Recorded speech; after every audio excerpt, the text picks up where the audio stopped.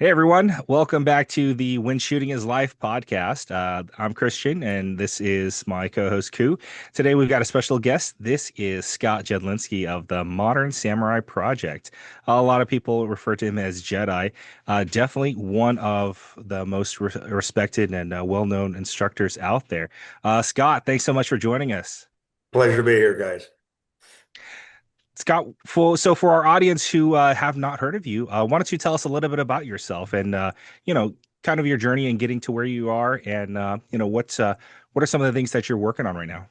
Yeah, sure. So the highlights are head instructor, right? CEO of Modern Samurai Project, specialize in teaching both the end user and instructors in the use of the red dot pistol. Also specialize in the AIWB position, and my classes are kind of formulated around that. I live in the Charlotte, North Carolina area, and I teach about 100 classes a year, half LE, half civilian. That's my story. I'm sticking to it. So, Awesome, awesome.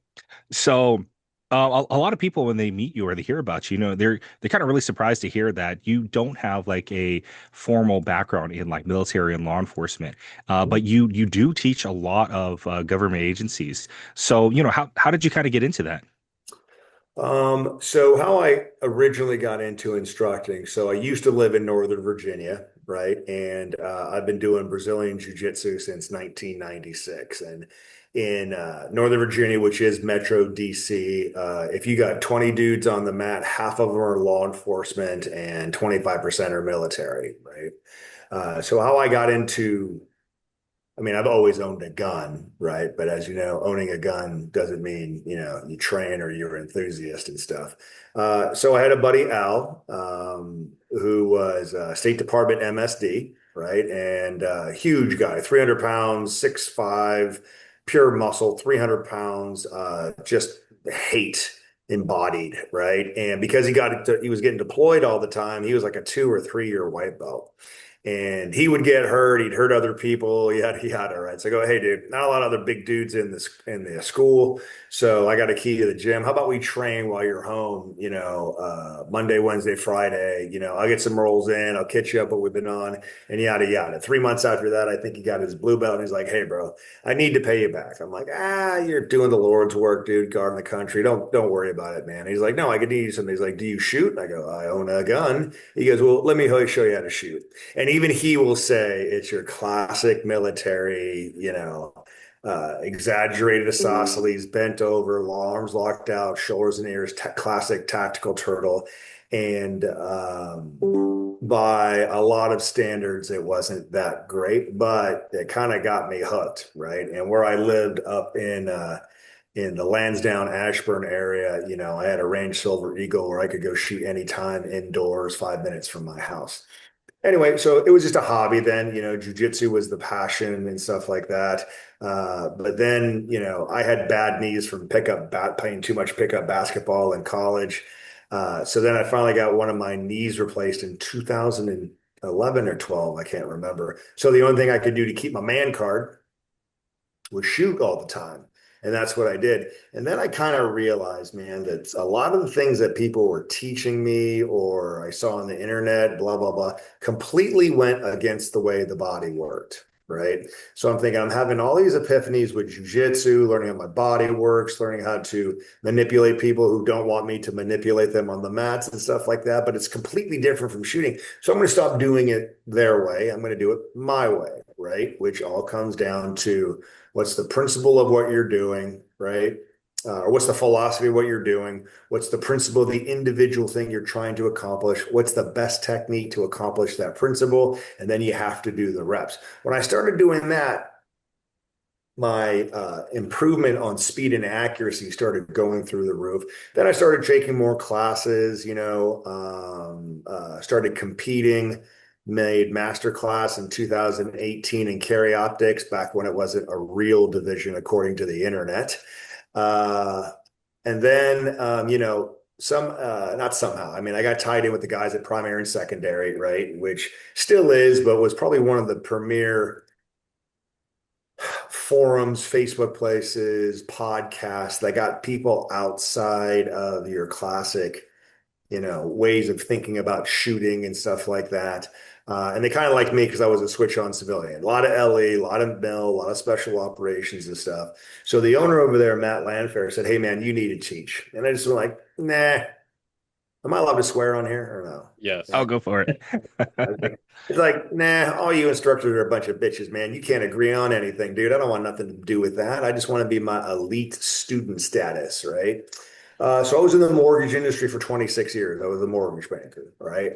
And then just like this year, the first year of a Trump presidency is always weird, right? Rates went through the roof because business was so good and people were going out of stocks and bonds, or not out of stocks, but out of bonds, long-term investments. And so rates shoot up, right? I need to supplement that income. So we're like, all right, dude, let's do this. All right. So he helped me do it, right? And a 20-person class sold out in about half an hour with a 20-person wait list. So it just went, then so I did another class, another class. That was 2017. I probably did 10 classes in 2017, then did about 30, I had 35 or something like that scheduled in 2018. And then Houston Police Department went full retard on the dot, right? You could put a toilet paper roll, empty toilet paper roll with some saran wrap and put a dot in the middle of it with a red marker, and you could carry it on duty, right? They've since changed their policy, but from then law enforcement starts calling, right? And for those of you who don't know, civilians like to train on the weekend. Cops like to train during the week while they're getting paid. So 35 turned into 85, and then that turned into 100. So I've been doing about 100 classes a year since about 2019. Slight dip in 2020. We all know why, but I came right back up in 2021 and been keeping that pace. Right now, I'm doing that, and I have a couple of staff instructors. My busiest are Sheriff Chris Brown out of Cleveland, Arkansas, and Russ Lyons, who's retired Cleveland SWAT out of the Cleveland area. So, yeah, that's me, man. Damn. Awesome. Nice. Awesome. Yeah, yeah. It is confusing. I am one of the ones, if anything, Mhm. I don't know if he's a friend or not. Mm. We all have associates in this industry. I would just say he's an associate, right? He paid me Mhm. a compliment. Like he said, "Dude, you're an OG." I go, "Dude, I've only been doing this for 10 years, man. I'm not no, you're an OG because you're the first one that did it at this level that didn't have that resume of, military or LE and things like that, right?" So I'm like, I guess, but yeah, there you go. Yeah, and kind of speaking on that, so you started teaching like 2018. So around that time, red dots and pistols, that was still kind of a new thing. Oh yeah.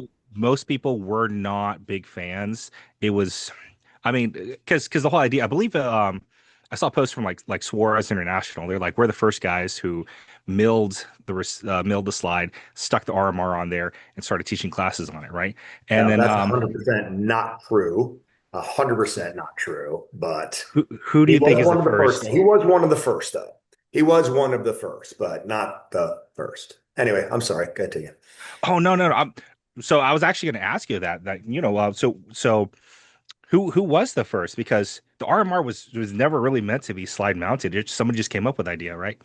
Oh, yeah. So listen, the reason why everybody, and for those new shooters, like I know that a lot of right, listen up. History is important. Okay. The reason why every single person in probably the entire world has a red dot on their pistol right now is because Jerry the Burner Barnhart in I believe the early 90s put a Tasco 2000 on his 1911 for IPSC Nationals and destroyed everybody. Okay. Um, and by the way, Suarez did not mill that 1911 for him, just so you okay. So yeah, but I mean, you guys got like guys like Kelly McCann, who's had a dot on his gun for the longest time.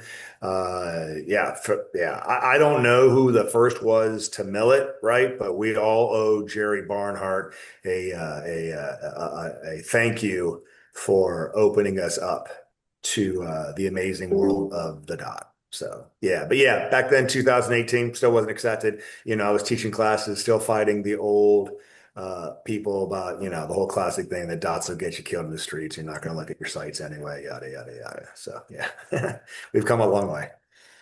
So you were talking about Jerry. So I believe that was frame mounted, right? So that was attached to the side of the frame. It was and usually those are like the sideways, the Seymour sights. Is that the I'll be side? honest with you, man. No, yeah, it was frame. I don't know if it was frame mounted or not. It probably was frame mounted. It probably was. Mhm. But that's a funny thing, man. I'm telling you guys, you need to know about history, but I don't know if it was frame mounted. I'll ask my buddy AJ Zito, who's my best friend and a master gunsmith, owns Practical Performance and stuff, and he would know. I'll probably look it up on the internet. But you know what? I don't know. I mean, why would they come up with that to frame mount it? Hmm. I Yeah, I think in those older like USPSA photos, I think those are the ones that I saw. It was frame mounted and they stuck the Seymour on there sideways. Well, that's I that's a I classic think open gun, right? But I'm almost wondering, hold on. Barnhart first optic gun. Okay, images.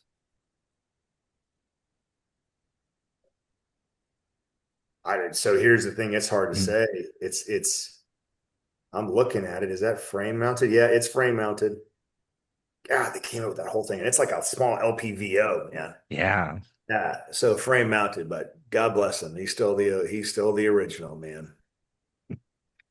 So kind of getting along with that whole idea, right? So I remember that was about the time that I was looking at it too. It was starting to get a little bit popular. I thought I would try it out, and not a lot of people were teaching it. So I took your class. I want to say like 2019, I believe, and Hmm. so that was the first time that I learned a lot of new concepts from you, especially like appendix carry, and then a lot of the stuff on the red dot. So just kind of going off on red dot, how did you learn red dot? Because not a lot of people were teaching it at that time. Did you just kind of like pick it up or learn from other people? Yeah, great question. So Silver Eagle, the range I talked about before, it was like most indoor ranges and stuff where they're like two light shades above a cave, right? And when I shot irons with my vision and stuff like that, I was just shooting blobs. So I was always target focused, right? Because I could never hard front sight focus, especially in that light. And then I had a buddy that came to the range and he had an FNX 45 with a Burris Fast Fire 2 or 3 on it. And I did that. I was like, oh my God, I can see everything. And I bought his gun on the spot. Bought it on the spot and never looked back. The problem with that gun is that it was 45, it was fit 14 plus weight, it was beefy. You weren't carrying that thing around, right? So then I think the next one I got was an M&P with a J point on it, then upgraded to an RMR.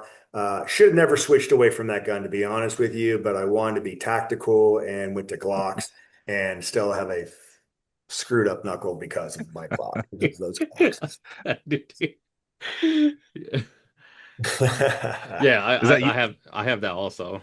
Yeah, and being in Metro DC, I mean, you have so many active and retired face shooters with all the great equipment. You know what I mean? So yeah, finding out about new stuff was never hard. So that's probably how I got introduced to it pretty quick. So did you learn how to shoot a red dot from someone, or did you just kind of like pick it up No, and start teaching yourself? no, no, nobody. Now, everything from look at your front sight and look at the dot. And I go, well, wait a minute. I'm trying to go from 3 focal planes to 1 focal plane. You're telling me to look at my front sight, then the dot. Aren't I going backwards to 4 focal planes at that point in time? That don't make sense. No, it was just hard work and practice. But then in a teaching aspect, I kind of re-engineered everything that I did. Like, what am I actually doing? Just like you do in jujitsu, right? It's like, oh, I caught somebody here. How did I catch them? Oh, let's reverse engineer this and actually make it into a technique. Mm. So yeah, and that took I mean, years and years and years to kind of develop. For example, you took my class in 2019, Mhm. right? So I think was the part in, correct me if I'm wrong, because I hadn't come up with the 4 Ps yet, right? Present, pinky, prep, press. Had I done that? Did I say that in your class? I don't think so. Yeah. I So remember I it was a remember you matter talking about of your wave press principle. ready, back and forth. Hmm. Don't move your head. Don't move your Hmm. shoulders. Don't move your hips. One, like keep one axis here, not two, three, five axes, right? Yeah. So then I figured out, well, how am I actually presenting this gun? What are the actual processes? And that were the 4 Ps where I teach now: present, pinky, prep, press. Came from in acquiring the dot in a static position. So just and I'm still reverse. Oops, sorry, still reverse engineering things now as you go along, or people do things that I don't understand, right? Like jailbait splits and movement and stuff since I've gotten back to competition in the last year, and just reverse engineering those things so I can explain them better and hopefully teach them, because my job as an instructor is to shortcut the learning process. So, Dude, do you know what jailbait splits are? yeah. Uh, Oh, yeah. I Do you? I don't. What is it? 12, 13, 14, 15, 16 splits. Splits under Oh, 18. oh, okay, Yeah. okay. And why they're called, because if you don't know what you're doing, they gonna get you in trouble, Yeah. right? Or you won't be able to stop when you need to stop if they're beyond your skill set. Would love to talk to you about my journey with faster splits, by the way. Well, whenever if you guys want to. Yeah. So Oh, absolutely. Would absolutely love for you to dig into that. Actually, you know what? Tell us about that. Because a lot of guys they really try to push, bill drills with like 12 splits, 13 splits. Yeah, but I don't think yeah. that's the end all So be all. I'll tell you the classic story. I don't know if you remember that far back in 2019, right? But I was doing 2 second build drills and stuff like that in the classroom concealment. And I used to like, I don't know where it's preach, but I used to warn against hunting gel bait splits. And it's not because I don't think they're cool. I don't think I don't think it's a great skill. If you can control it, it's because everybody was skipping the draw and going to the splits. Classic example is my buddy Vinny DeArmond. He owns Monsoon Tactical, right? That boy, he's my son, by the way, in case you didn't know that. No, that's not true. If you're Asian and you shoot well, I claim you as my son. Anyway, once I see you two shoot, you'll be part of the family. Anyway, um, he comes up to me. He's like, "Hey man, I can't do a 2 second build drill." I'm like, "Bro, you got 14, 15. What are you talking about? Show me." So he shows me, and it's right. So 150 draw.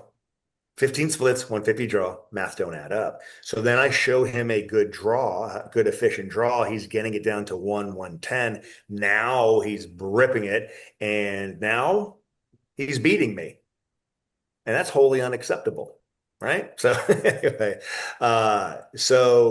there seems to be this rumor out there on the internet that I'm this cocky, arrogant guy. Look, guys, you don't get to be 55 years old, non-mil, non-LA, and fucking Asian with no facial hair and make it in this industry without being a little cocky. Sorry, it is what it is, right? But I'm not.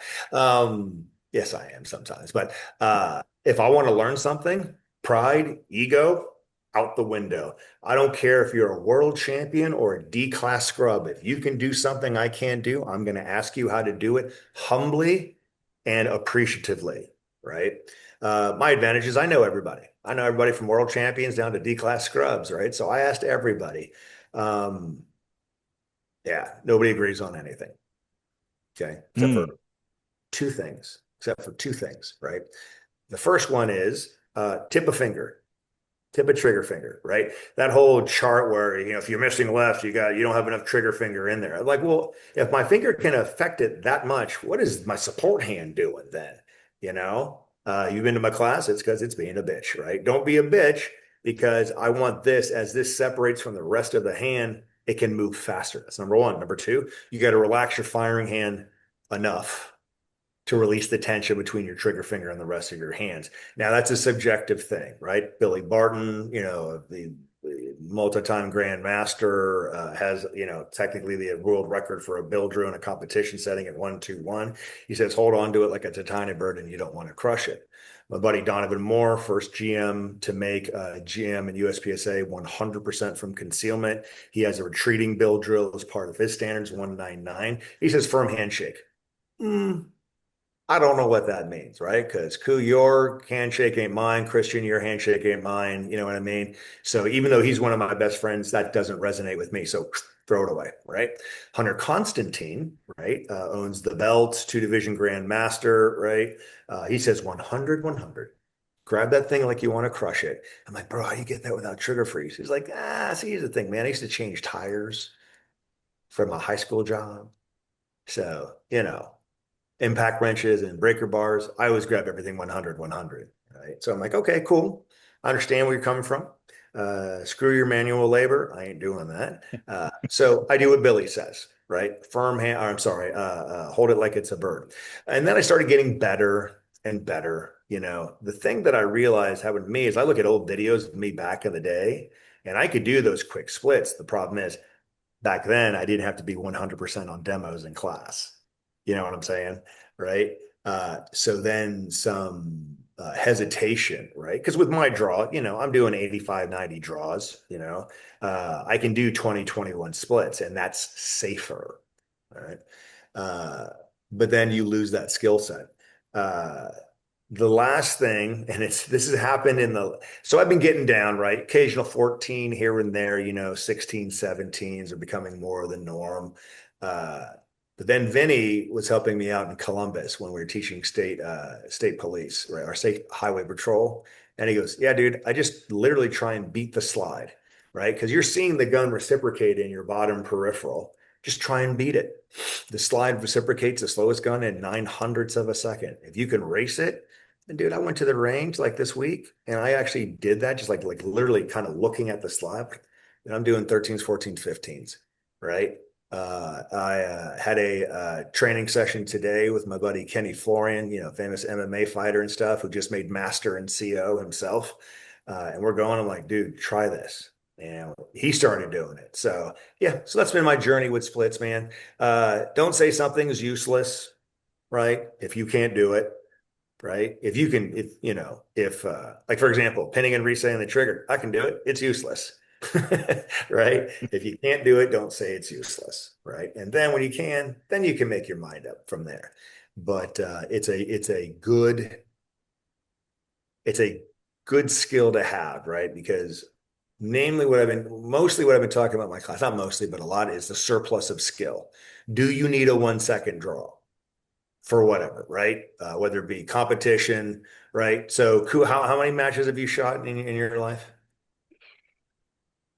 I would say maybe 170 around Okay, there. okay, Yeah, around okay, all there. right, Yeah. okay. Do you need a consistent 14 split to win a match? No. No, absolutely not, right? Do Yeah. you need it to win a self-defense engagement? No. Do you need it to win if you were law enforcement? No. 18, 19, 20? Yeah. May- Would you do an 18, Yeah. 19, 20 to win it? Yeah. Yeah, sure you would. Yeah. In order to do 18, 19, and 20 under pressure, what do you got to be able to do in relaxed practice? Yes. 14, 15, 16. Yeah. Right? So it's a skill. Mm. Now, those my tactical Timmy friends out there that say jailbait splits will get you jail time, just say you can't do it. Just say it's not important to you, right? Don't tell me you can't control it, because all you have to go is to any USPSA match and you'll have guys running splits like that on swingers at 20 yards and they stop when they want to stop, right? So there you go. There's been my journey with splits, man. The first split after the draw is still in the 20s, but everything else is much, much better. So we'll see. We'll see. It's been fun relearning. So Nice. There's a couple things I picked up from that. Is that that the things you're teaching in 2019, you've really like kind of grown from there and you've changed from that. And there are instructors who are whatever they learned in the 90s, that's what they're teaching today. And a lot of people don't appreciate that a mark of a good instructor is that you learn something new, you learn something better, and that you like you said, you're humble enough to realize that, hey, this is different and I should be teaching this because this is going to make my student better. Yeah, 100%. 100%. And then, I would say for all the new instructors going out there where their model is to insult and admonish the old school guys, right? I get it, dude. We're men. You know what I mean? We all have a competitive spirit in it. I get it, man. If I told you I didn't do the same when I was hopping on this scene, I'd be a liar, right? But understand things change, information becomes more apparent, right? I will tell you that when I stopped competing because I was teaching 100 classes a year in 2019 to now. USPSA isn't even the same. I mean, the basic stuff is the same, but the level of athlete, absolutely nuts. Absolutely nuts. I mean, I made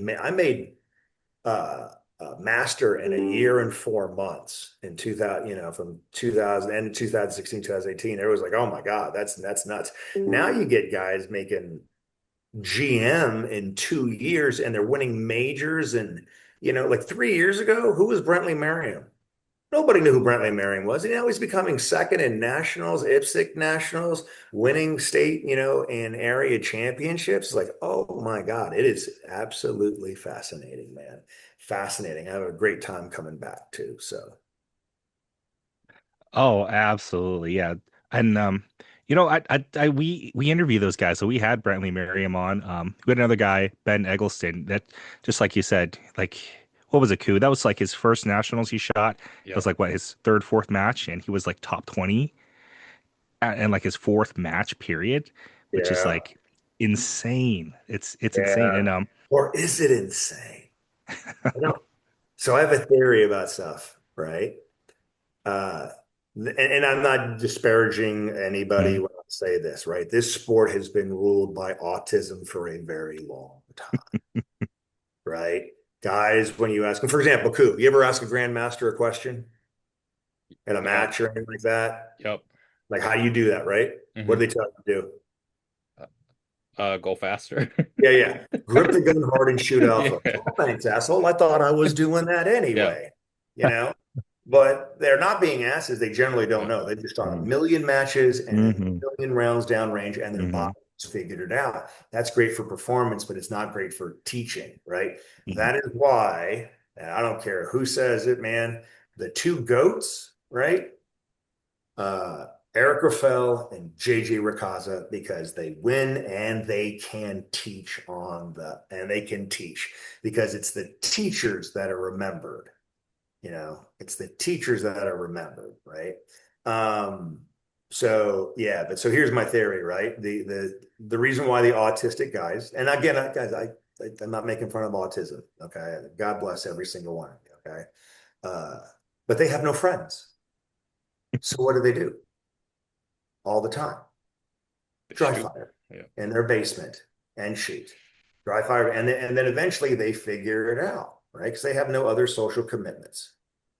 Now the athletes are taking over, right? JJ, which is the OG on athletes, right? But JJ, Joey Soderland, Brantley, Merriam, even guys like Donovan Moore and Buck Lawler, Hunter Constantine, all athletes, you know, and that's where you're seeing this rise because now people are they're teaching it like a sport, right? And sports are coached. So it's phenomenal, man. I'm loving it. I'm absolutely loving it. So Oh, absolutely. I thought about that too. That what really separates the good from like the absolute best is that it's at a level of obsession that a lot of guys that we talk to who are at that high level like master grandmaster, like it nearly destroys marriages. Sometimes it absolutely just destroys relationships because it is that level of the obsession of dry fire range time. And you know like some of these guys we talk to, they categorize every single round that they fire, and that level of obsession is really what drives them to be the best. yeah, I but they're definitely going see to that. be obsessed no matter what they do. Hmm. You know what I mean? They're going to be obsessed no matter what they do. So why not push the sport? You know. So Oh, absolutely. And there's another thing that you mentioned is that when if you talk to talk to different high level guys, they're going to tell you five different ways of gripping a gun. And even Sure. you mentioned like Eric Graffel, right? Anybody who's ever seen Eric Graffel, probably like one of the best pistol shooters ever. Like, yeah, he'll put his finger in front of the trigger guard. Yep. I don't think I would ever tell anybody to do that. I don't know if you would ever teach anyone to do that, but Except, that's how he does it. except that's how Jerry Bonhart grabbed his gun. Hmm. So the thing of it is the understanding the reason why he grabbed his gun that way. So he's been shooting since he was 2 and he shot Hmm. 1911. So the only way to get his hand on the gun and to control it was by putting that finger on the front of Hmm. the trigger guard. And he explains it. Does he tell other people to do it? He's like, give it a try, but I don't really care. You know what I mean? And he just explains how he grips a gun. It has nothing to do with technically how he grips the gun, right? But again, principle, right? Which is, words and stuff like this industry does all the time. It's like, bro, you're using that word, but I don't think you know what that word is. Like you say you don't like techniques, you do principle-based shooting, but the principle you think you're describing is actually what a technique is. So I've gone deep into that, into my own teaching to be clear about that, right? Uh, so since you have new viewers, right, I would talk to you guys about how I teach, right? And because it's how I learn, reverse engineering stuff. Okay. So the first thing is philosophy, right? Why are you doing what you are doing? Why do you shoot a gun? And that's important, right? For example, Christian, why do you carry a gun? I carry a gun because want to protect myself and I Your enjoy family. shooting. Yeah, Yeah. exactly. Cool. Why do you carry a gun? Same reason. Okay, Yeah. same reason, Yeah. right? Could you ever go to a match and you see that guy with the jersey with a whole bunch of companies that don't sponsor him, but for some reason he's wearing those companies on his jersey? When he goes to the safe table and puts away his gun, he don't touch that gun again until it's dry fire time or match time, right? Yeah. If you imposed your philosophy upon him to protect himself and his others, how do they look at you? Tactical team, you're a tactile, blah, blah, blah. Just let me play my golf with bullets, okay? Leave me alone. Right? Am I wrong? But You're that's right. okay. Yeah. Yeah. That's his philosophy, Hmm. right? If I go to the SWAT man, right, who has no interest in competing, and he's got to do, maybe he's part-time SWAT guy, right? He's got to do his 4 12-hour shifts. He's got call outs. He may have overtime. He goes to the gym. He's a man, so he does jujitsu, right? All this other stuff. And I got to tell him he's going to go spend 8 hours at two different, or, 4 hours at two matches a month away from his family. He might look at me like I got three heads. You know what I mean? On the other hand, if I tell that guy who doesn't touch his gun except for competing and stuff that he needs a sub-second draw to protect himself and his family from a concealment, he gonna look at me like I got three heads. What is your philosophy? And establish it from there. Either one's fine. You're an American, do what you want, right? Then you got to break down the philosophy of things, or not philosophy, but principle of things. What is the principle of the individual thing you're doing? Like, everyone talks about principle-based shooting, but what's the principle of what you're doing, right? Like, for example, we talked about Eric Raffel's grip, right? What is the principle of a good grip? Ever thought about that? What do your sights do when you have a good grip? They should remain still, right, as you're pressing the trigger. Well, your sights are never going to remain still, right? Unless you're Hmm. shooting at 22, and Oh, even they don't remain still. right. So here's a principle, right, that I have cobbled together based on my own Hmm. experience. What other people said it used to be Hmm. your sights return back to your point of aim. Yeah, cool. Ever thought about Hmm. that?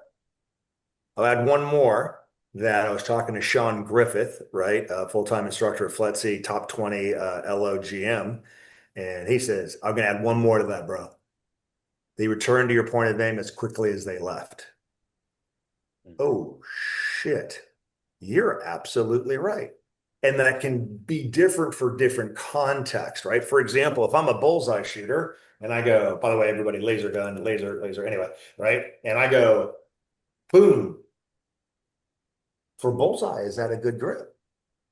Yes, because the sight returned, boom, as quickly as it left. Now, would that be a good grip for USPSA or self-defense or work? No, it would not be. It would not be, right? So that would be more, you're at that type of pace. But how you establish your grip needs to fulfill that principle. If it's not returning back to your point of aim, that is as quickly as it left, that's not a good grip. Okay.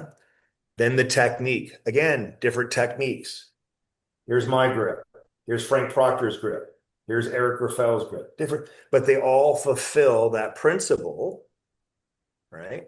And I say, here's the thing, you're in my class, I'm going to show you my grip, right? And I'm going to tell you why I do my grip. And then finally, you have to do the reps, right? You cannot skip the reps because you're rewriting your subconscious, and your subconscious wants to do what it's always done. And the only way to rewrite that, if you're convinced based on the metrics of speed and accuracy, is to do the reps to rewrite that. And if we know that we have to rewrite that, our subconscious keep on pulling us back to what we used to do, then mistakes should be accepted. Mistakes are the path to success, right? Because if we've all done something like, oh my God, I did that. How did I do that? I don't know. So I'm going to fail the next time. But once you understand the mistakes that you make, your mistakes and your successes, you'll make it more repeatable and you rewrite the subconscious quicker. So that's my thing, man. Philosophy, principle, technique, and reps. I don't think you can skip any of those steps. If anybody has an example where you can, let me know. I'd love to listen to you. No, I love that. I think that's solid. And I kind of want to go off on that, you know, when you started teaching, right? So you jumped headfirst into red dots. Where did you start getting into like the appendix carry? Because around that time, like 2018, appendix, it was starting to become a thing, but it was still not widely accepted. I'm going to say 2000 was it before my knee surgery? I think it was before my knee surgery. 2010, 2011. I took a Matt J. Queese class, Victory First, and you guys would love these pictures, man. I had a big old woodland camo, rain jacket on that my buddy from the State Department gave me. I had a Raven concealment 3 o'clock, and I did have a Glock 17 with an aim T1 milled into it, man, because I was hyper tactical, this and stuff, right?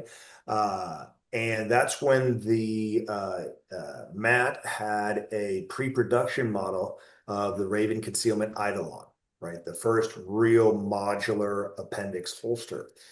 He goes, hey, can I show you something? I'm like, yes, sir. Right. So he goes, all right. So here's what I want you to do, right? You're going to do a draw 7 yards to that piece of steel. I need you to hit it, but go as fast as you can. I'm like, hell yeah.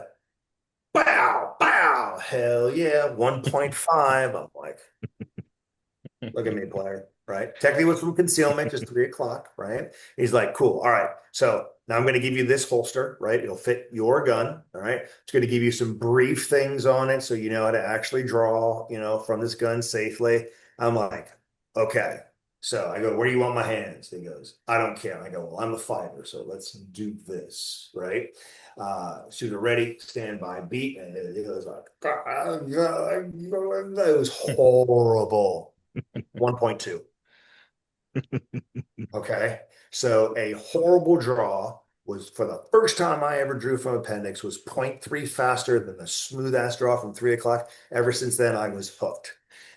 And Matt made it, well, not easy for me. So he has this challenge at the end that he calls tap out, where you're competing against different people and yada, yada. And if you beat them to a position, you get to tap them out. And I won the Eidolon. And ever since then, never looked back. Never looked back. So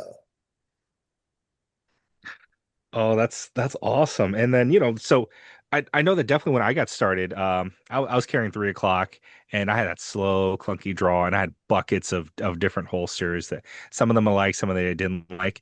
And so I came to take your class and you're teaching appendix carry. And so, everybody's first thought is, all right, I got a gun like pointed like straight down at my junk, right? And so just trying to get over that initial fear and realizing, okay, well, I mean, even on your 3 o'clock, the gun is it's still kind of sure. pointed Well, at the let's do side of your weird leg. things, man. Right. Um, so what was a lot of that initial resistance that you got trying to teach that? Oh, just that. I mean, every now and then I Hmm. still get a person popping up saying, "Oh, you're gonna shoot your junk and blah blah blah." Hmm. I'm like, No, because of I had a wedge, and the Hmm. wedge tucks the butt of the gun in and Hmm. brings the muzzle away from my junk, so my muzzle is never on top of my junk, and I holster safely and reluctantly, right? Hmm. That's it. And the other thing is, okay, so you have to think about that. And that's not a valid concern. I mean, you shoot yourself in the leg at 3 o'clock, it does weird things, man. Anyway, but the two things you need to consider is this, right? Uh, you're right-handed, 3 o'clock holster, seatbelts on in your Hmm. car. How do you get your gun out? You got to You unbuckle don't. yourself first. You don't. Yeah. Because Yeah. the only reason why you're drawing your gun is because this could be a Hmm. deadly emergent situation, Hmm. right? And by the time you hit that button to get to the definition of emergent situation is right now. From appendix, let's go, daddy. You know what I mean? The other thing is for retention, right? You are stronger on your midline than you are out here, right? So if you guys were ever grappling with me on the mat and you did this, you're going to get Kimura, right? So inside stronger than outside, right? So yeah, and again, people are like, oh, you're thinking people don't carry IIWB, blah blah blah. I was like, I don't care. I really don't care. I don't care, right? But don't argue with me based on facts that appendix isn't better for retention, that it's not faster, and having guns anywhere inside your pants is dangerous. Hard stop. But what's more dangerous, you being unprepared, you know. Oh, But then again, if you like 3 o'clock, man, go watch Chris Woomer and Michael Green. They're two of the fastest dudes I've seen from 3 o'clock concealment in my life. Go knock yourself out. oh, absolutely. Yeah. Um, so Oh, oh, go ahead. okay. Go Yeah. ahead. Go. Oh, I was just gonna say, I think the main, well, speaking from my experience, because I did start out with 3 o'clock position also. I think the reason why most people, not all, but most people don't want to appendix carry is because A, they have a dad bod, and then B, they don't train enough. Because I think once people actually try appendix, they will realize how easy it is to draw a gun compared to 3 o'clock. Sure. So yeah, I agree with Yeah. what you said 100%.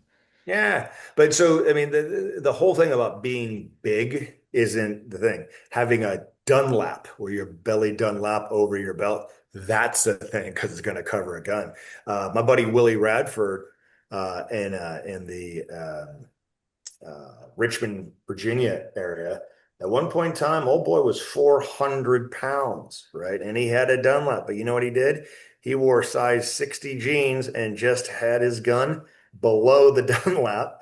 And my man was doing sub-second draws. It's all about what you want to do. My whole thing is like, dude, if you want to carry 3 o'clock, I'll tell you the reasons why. If you still want to do it, cool. But then don't go on the internet and say you're dumb if you're doing that. I've never went on there and said you're dumb if you're carrying 3 o'clock. I'm like, come on, get over it. Do your own thing, right? Your philosophy does not align with appendix. Cool. Don't come to my class. Don't come on my web page. Oh yeah, yeah. That anytime you post, still to this day, I don't see all the hater comments on Red Dots as much. They're still there, but Appendix still gets a plenty of hate from the unwashed masses of social media. Yeah. Yeah, and the thing is, people don't go, it's like, well, you're doing something different from me, Hmm. and I'm always right, so you must be wrong. Hmm. Well, what's the shot timer say? What's the target say? Cool. And here's the deal, Can, dude. If I meet a guy who can do a sub-second draw consistently, and he doesn't look like he has like a T-bone steak coming out the side of his body, right? And he can do a sub-second draw accurately. I'm not going to tell that dude he's wrong. I'm going to ask him how he does that. mm, Right? For example, Chris Woomer is literally the fastest person alive I've ever seen from 3 o'clock appendix, but he got a body like this, right? So that gun hides in that V. You know what I mean? Right. So, okay, cool. If I come across somebody that's that body style, I'm going to, maybe it's a viable option. So, One of the things you keep on going back to is your martial arts background and how that's kind of really really shaped how you teach. So I know you were talking about, a lot of us when we're getting into shooting, we learn like, the old school, this is the NRA way of shooting a pistol, right? Um, Press the trigger, slow reset and everything. So how did that martial arts background really help you to develop your technique and everything? okay, so there's two sides of that, right? Hmm. And everybody gets some. Okay, the Hmm. tactical guys, they're like, this is how you do it. This is the only way you do it. Don't ask me questions. Everything has to hurt, right? On the competitive side, don't ask questions. Just watch me do it. Go dry fire and figure it out. It's the same thing. Watch the internet now, man. It's the same thing, right? Uh, So I just took it and I just applied jiu-jitsu to it, right? What am I trying to do? What's the principle behind what I'm trying to do? What's the best technique that works for me to do it, right? In jiu-jitsu, okay? Uh, the guys that I roll, for example, my professor, right? Vicente, he loves, you guys don't do jiu-jitsu, right? But he loves to kind of like hook your leg, throw you in the air, take your back and choke you out or armbar you. That is how he submits a person. Me, right? I love to I love to tackle you, take your leg, pass your hands, and do what's called a north-south choke. Are we both submitting the person? Yes. Do Yes. we do it a different way? Yes. Right? That's just the way that I learn. What am I trying to do? Define it, break it down, rep it out. And if I don't like doing it that way, but I can do it a different way, that's perfectly fine. That's perfectly fine, you know? And just understanding there are some differences, right? I think sometimes we go too far as competitors, making fun of the tactical guys, right? And all those guys saying, oh, you're tactile, blah, blah, blah. I don't care if you're a SWAT man, show me your practice score. Bro, take off the gun, take off the knife. Let's throw some fucking hands, right? And see how tough you are now. You know what I'm saying? And then that's not a challenge, dude. I love competition, dude. I love my SWAT guys and stuff like that, right? But then I tell them on the other hand, I tell my SWAT guys, like, hey, bro, you will never be the best pistol shooter you can be unless you compete. I'm not saying you have to. You can probably be a great pistol shooter for what you do, but just know you will never, ever be the best one that you can unless you compete because competition will show you what you suck at that you had no idea that you sucked at it, you know? So it's both sides, I think, right? So let's just define what we're doing. Let's reverse engineer it. Let's try and teach it if that's what you do. And then we have to do the reps. So. I remember one of the big things that I took away from your class when I took it is, so you were talking about stance, how when you are planting your feet on the ground, you take Mhm. more of a martial arts kind of stance. Whereas, I had mostly learned like classic Weaver stance or like just like straight isosceles, right? And Yep. then it really clicked for me when you're talking about that. That when especially when you're doing martial arts, you're trying to remain more balanced. You're able to move a little bit better. Can you talk about how that was shaped? Oh, yeah. We'll talk about that and we'll talk about how I've mended that since I've got back to competition. Hmm. Okay. So I don't think I was saying it back when you took the class because that was a long time Hmm. ago. It's like 6 years ago, right? Hmm. So the overall philosophy of stance is in order to control a force or mitigate a force with your stance, you have to Hmm. have backstop and forestop in the direction of the force, right? And what we did in the class was I had you stand isosceles. I had somebody push you east and west, right? And then I had to push them from the back north and south. And the person always goes forward, right? Then I said, well, just put your left foot if you're right-handed, heel perpendicular toe, and all of a sudden they couldn't move, right? Because isosceles is good east-west because this leg is well, you can't, you guys can't see me. Hold on. Yeah, I'll get close. Anyway, you can't see me, so sorry about that. Anyway, your right foot is if the force is going this way, your right foot's the forestop, your left foot's the backstop. If you're going this way, left is forestop, right? So it has a forestop and backstop. When you're in isosceles, there is no forestop or backstop. So what do our tactical friends do when there's long strings of fire? They lean forward, right? And they get done with that 200 round practice session, their back hurts, their neck hurts, and they don't want to practice no more. But if you simply put that foot together, we're not loading quads, we're not loading glutes, right? We're not getting into some weird, Spider-Man stance like some people like to do, which is way too wide. Just do that, and then we do the same thing, and now you have a four-stop and backstop, right? Because you're that bladed stance, right? Four-stop, backstop here, four-stop, backstop here. Cool. That's the principle. You need a four-stop and backstop. However, we need to talk about context, okay? So I was teaching with my buddy Donovan Moore, Point One Tactics, right? And we're teaching together. And I go, who stands the saw sleeves here? And Donovan goes, I do. I love that shit, right? And I'm like, dude, I got to think about this, right? A little bit more. Um, so, uh, uh, Kue, right? Kue. Yep, yep. All right, cool. Sorry. No, no, you're good. Uh, what is more prevalent in a USPSA match? Lateral movement or forward movement?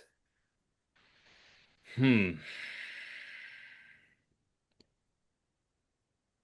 Are you doing this a lot or are you doing that a lot? I would say lateral.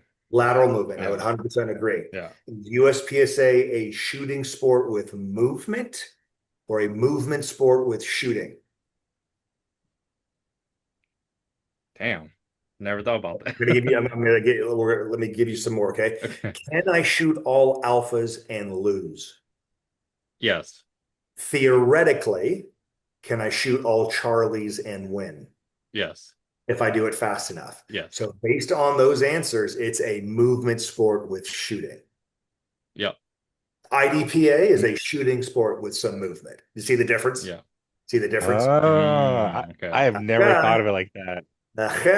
Right? So since lateral movement is more prevalent and it's a shooting sport versus movement it's a movement versus just a shooting sport, you're going to see a lot more isosceles, right? Mhm. Now, does that mean my principle of four-stop and backstop goes out the window? Absolutely not. You just do it with a different technique, right? And again, I know you guys can't see me too much here, but if my backstop, I take my tailbone and I drop it into my heels. My forestop, I take my chest and slightly bring it forward.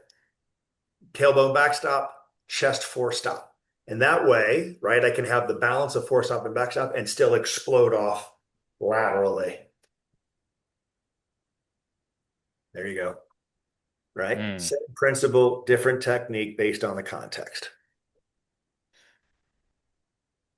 And when you start thinking of things like that, things become a little bit more clear. Oh, yeah, I've never thought of it like that. Yeah, yeah, no, that makes total sense. Yep. Cool, what are your thoughts? I see you thinking over there. No, I agree. It's because I never thought about like movement stuff. I just shoot. Yeah. For example, yeah, right. Yeah. That's okay. Are you an instructor? What's that? Do you instruct? No, I don't. I That's don't. Yeah. okay. Yeah. You're just doing it. For example, you go to a USPSA match. I love this. I call it USPSA hands, right? Where it's actually back up to where you can see my hands on the camera, right? This thing, right? Where they check everything. And then with their hands, they do this. Why are we doing that? I thought tension was the enemy of performance. So then they go like that. Why don't you just do this and be more relaxed? Do you see what I'm saying? But everybody does it. Why? Because everybody did it before. And I'm not saying it's wrong. I'm saying why do you do that? You know? So just some interesting stuff, right? And you do it a lot because we imitate other people that are successful. Cool, no problem.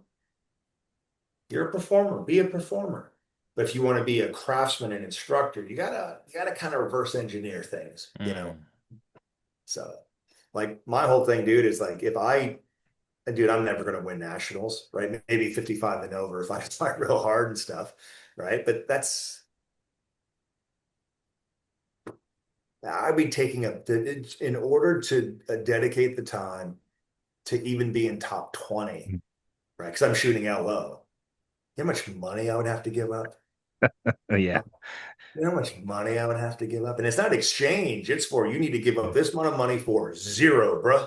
Less than zero, because I still got to pay for the ammo and the targets and the range Mhm. and the match fees and all that other stuff, you know? Uh, but what competition is giving me back to me now is a fire to train and learn things, right? And bring that back to my students. Mhm. Bring that back to my students. Yeah. And I think another big thing is that so you're a full-time instructor, and there's very, very few people out there who could say they're full-time, Mhm. even fill enough classes to pay bills like that. So Mhm. I'm sure it's kind of hard for you to squeeze in the time to find matches to shoot at. I would have said that 2 years ago. I'd be lying to myself. Just like all these performance shooting Mhm. instructors say that they don't need to compete. That's cool. Just say it's not important Mhm. to you. Mm. Just say it's not important to you. That's all. Right. And that's cool, man. Mhm. That's cool. But when you start talking to people that test themselves every single week in the best way that they possibly can, that is logically that type of argument logically falls apart. That's why I went back, right?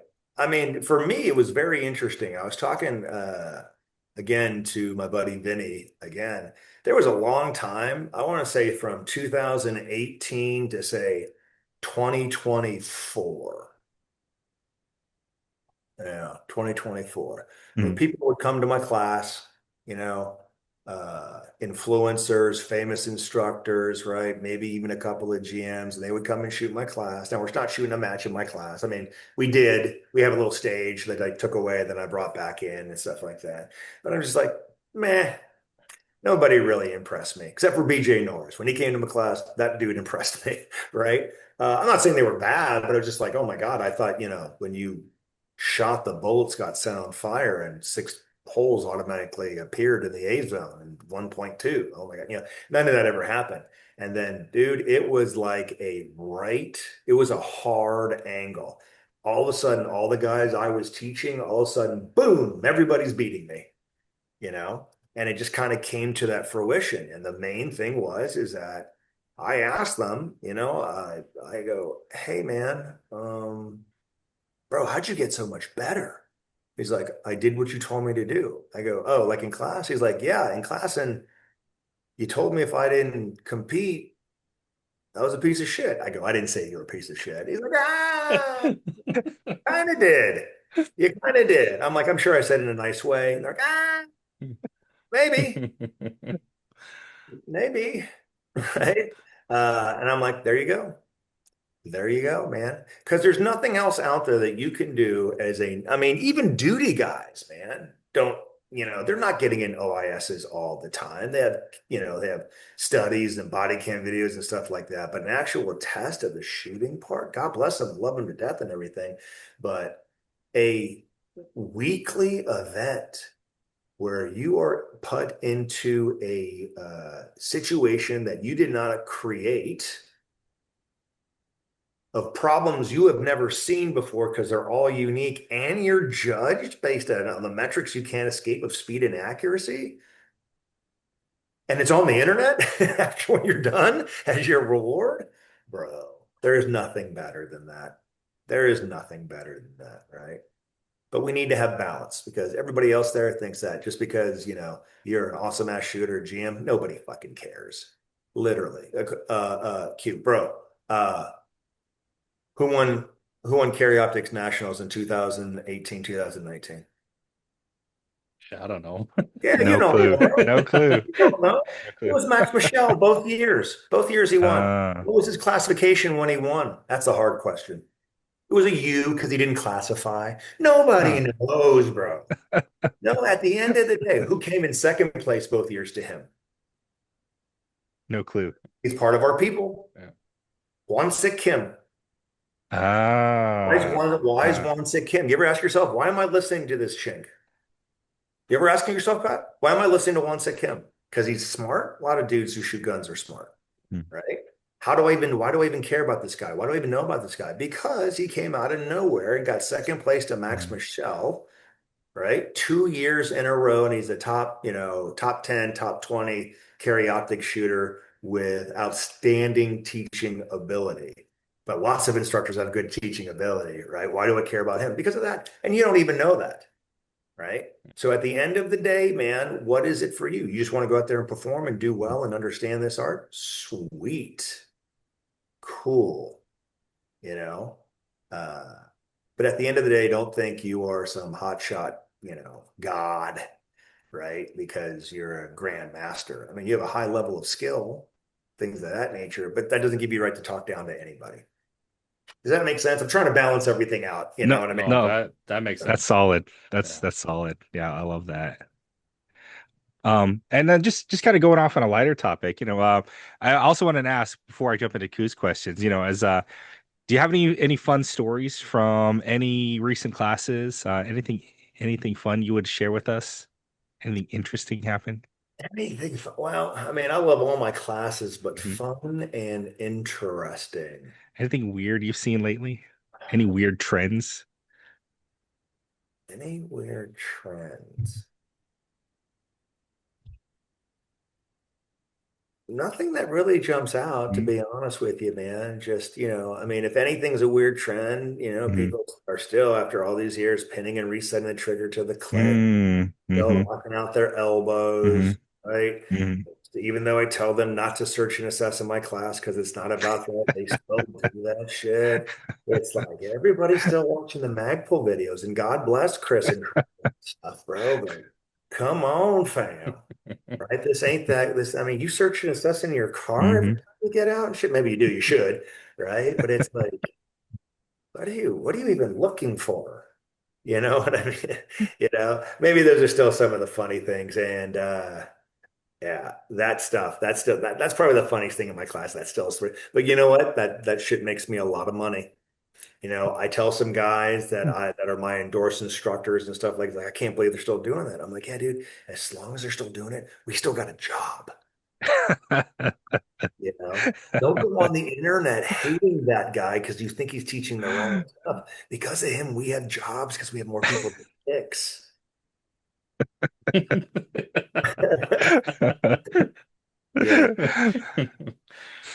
You know, God bless the NRA, man.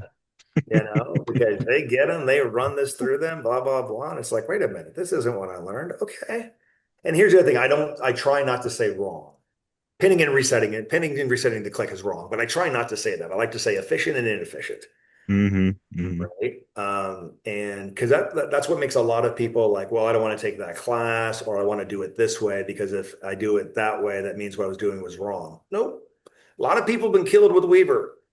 A lot of people have Mhm. been killed with pinning and resetting the trigger. It's just not efficient, So I'm going to show you an efficient way. Do it if you want to. Take what you want, throw the rest away. You're an American. Do what you want to do. So I'm trying to think. Funny? No, not really. I mean, my classes are always funny, but something like weird and crazy and kooky and no, Mhm. no, no. It's I good. I definitely enjoy your class. You're a pretty fun instructor to be around. Some guys are way too serious, but I do enjoy the way you teach your class. Yeah, I do it through humor, right? Because, Mhm. like I said in my classes, if you remember 30% of what you learned in my class, you're a rocket scientist, right? Because there's so much. Mhm. But what I try and do is put in points of humor, right? Like I Mhm. had one guy criticized me, your jokes don't change. I go, it's because you've been to my class 3 times, bro. That's Right? so true. Even in the classes I teach, I reuse the same joke at every single Because point. they're memory markers for you, Yes. right? They're memory Yes. markers for you. And you know what they are for your students subliminally?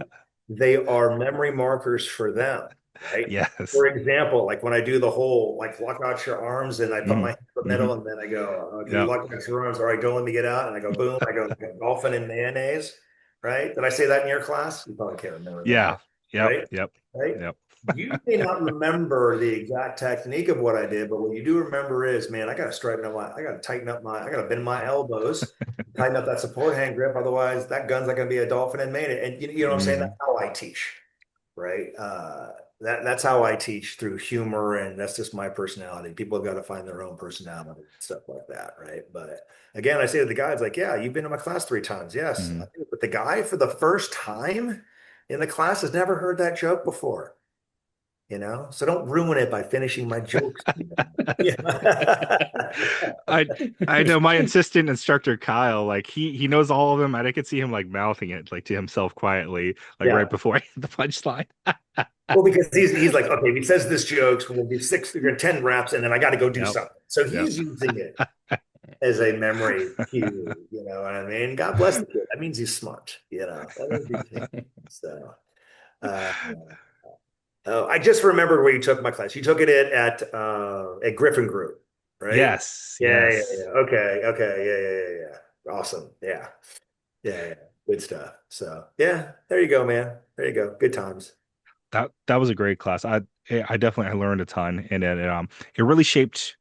It really pushed me out of kind of like that old school mindset, like you were saying. I grew up on the Magpul videos, and I had just gotten like my NRA instructor cert, and I was like, okay, I think I'm hot stuff because I can shoot better than any of the guys that I know, any of the LE guys that I've shot with. Like I'm better than them, right? And then I go to that class, I'm like, oh, like I'm hot trash. That's what I am. So that really pushed me to go seek out more instruction and understand that I don't know as much as I thought I did, and I really appreciated that. Yeah, yeah, and yeah, and I appreciate you saying that, because Mhm. that's the thing. And you were hot shit, Mhm.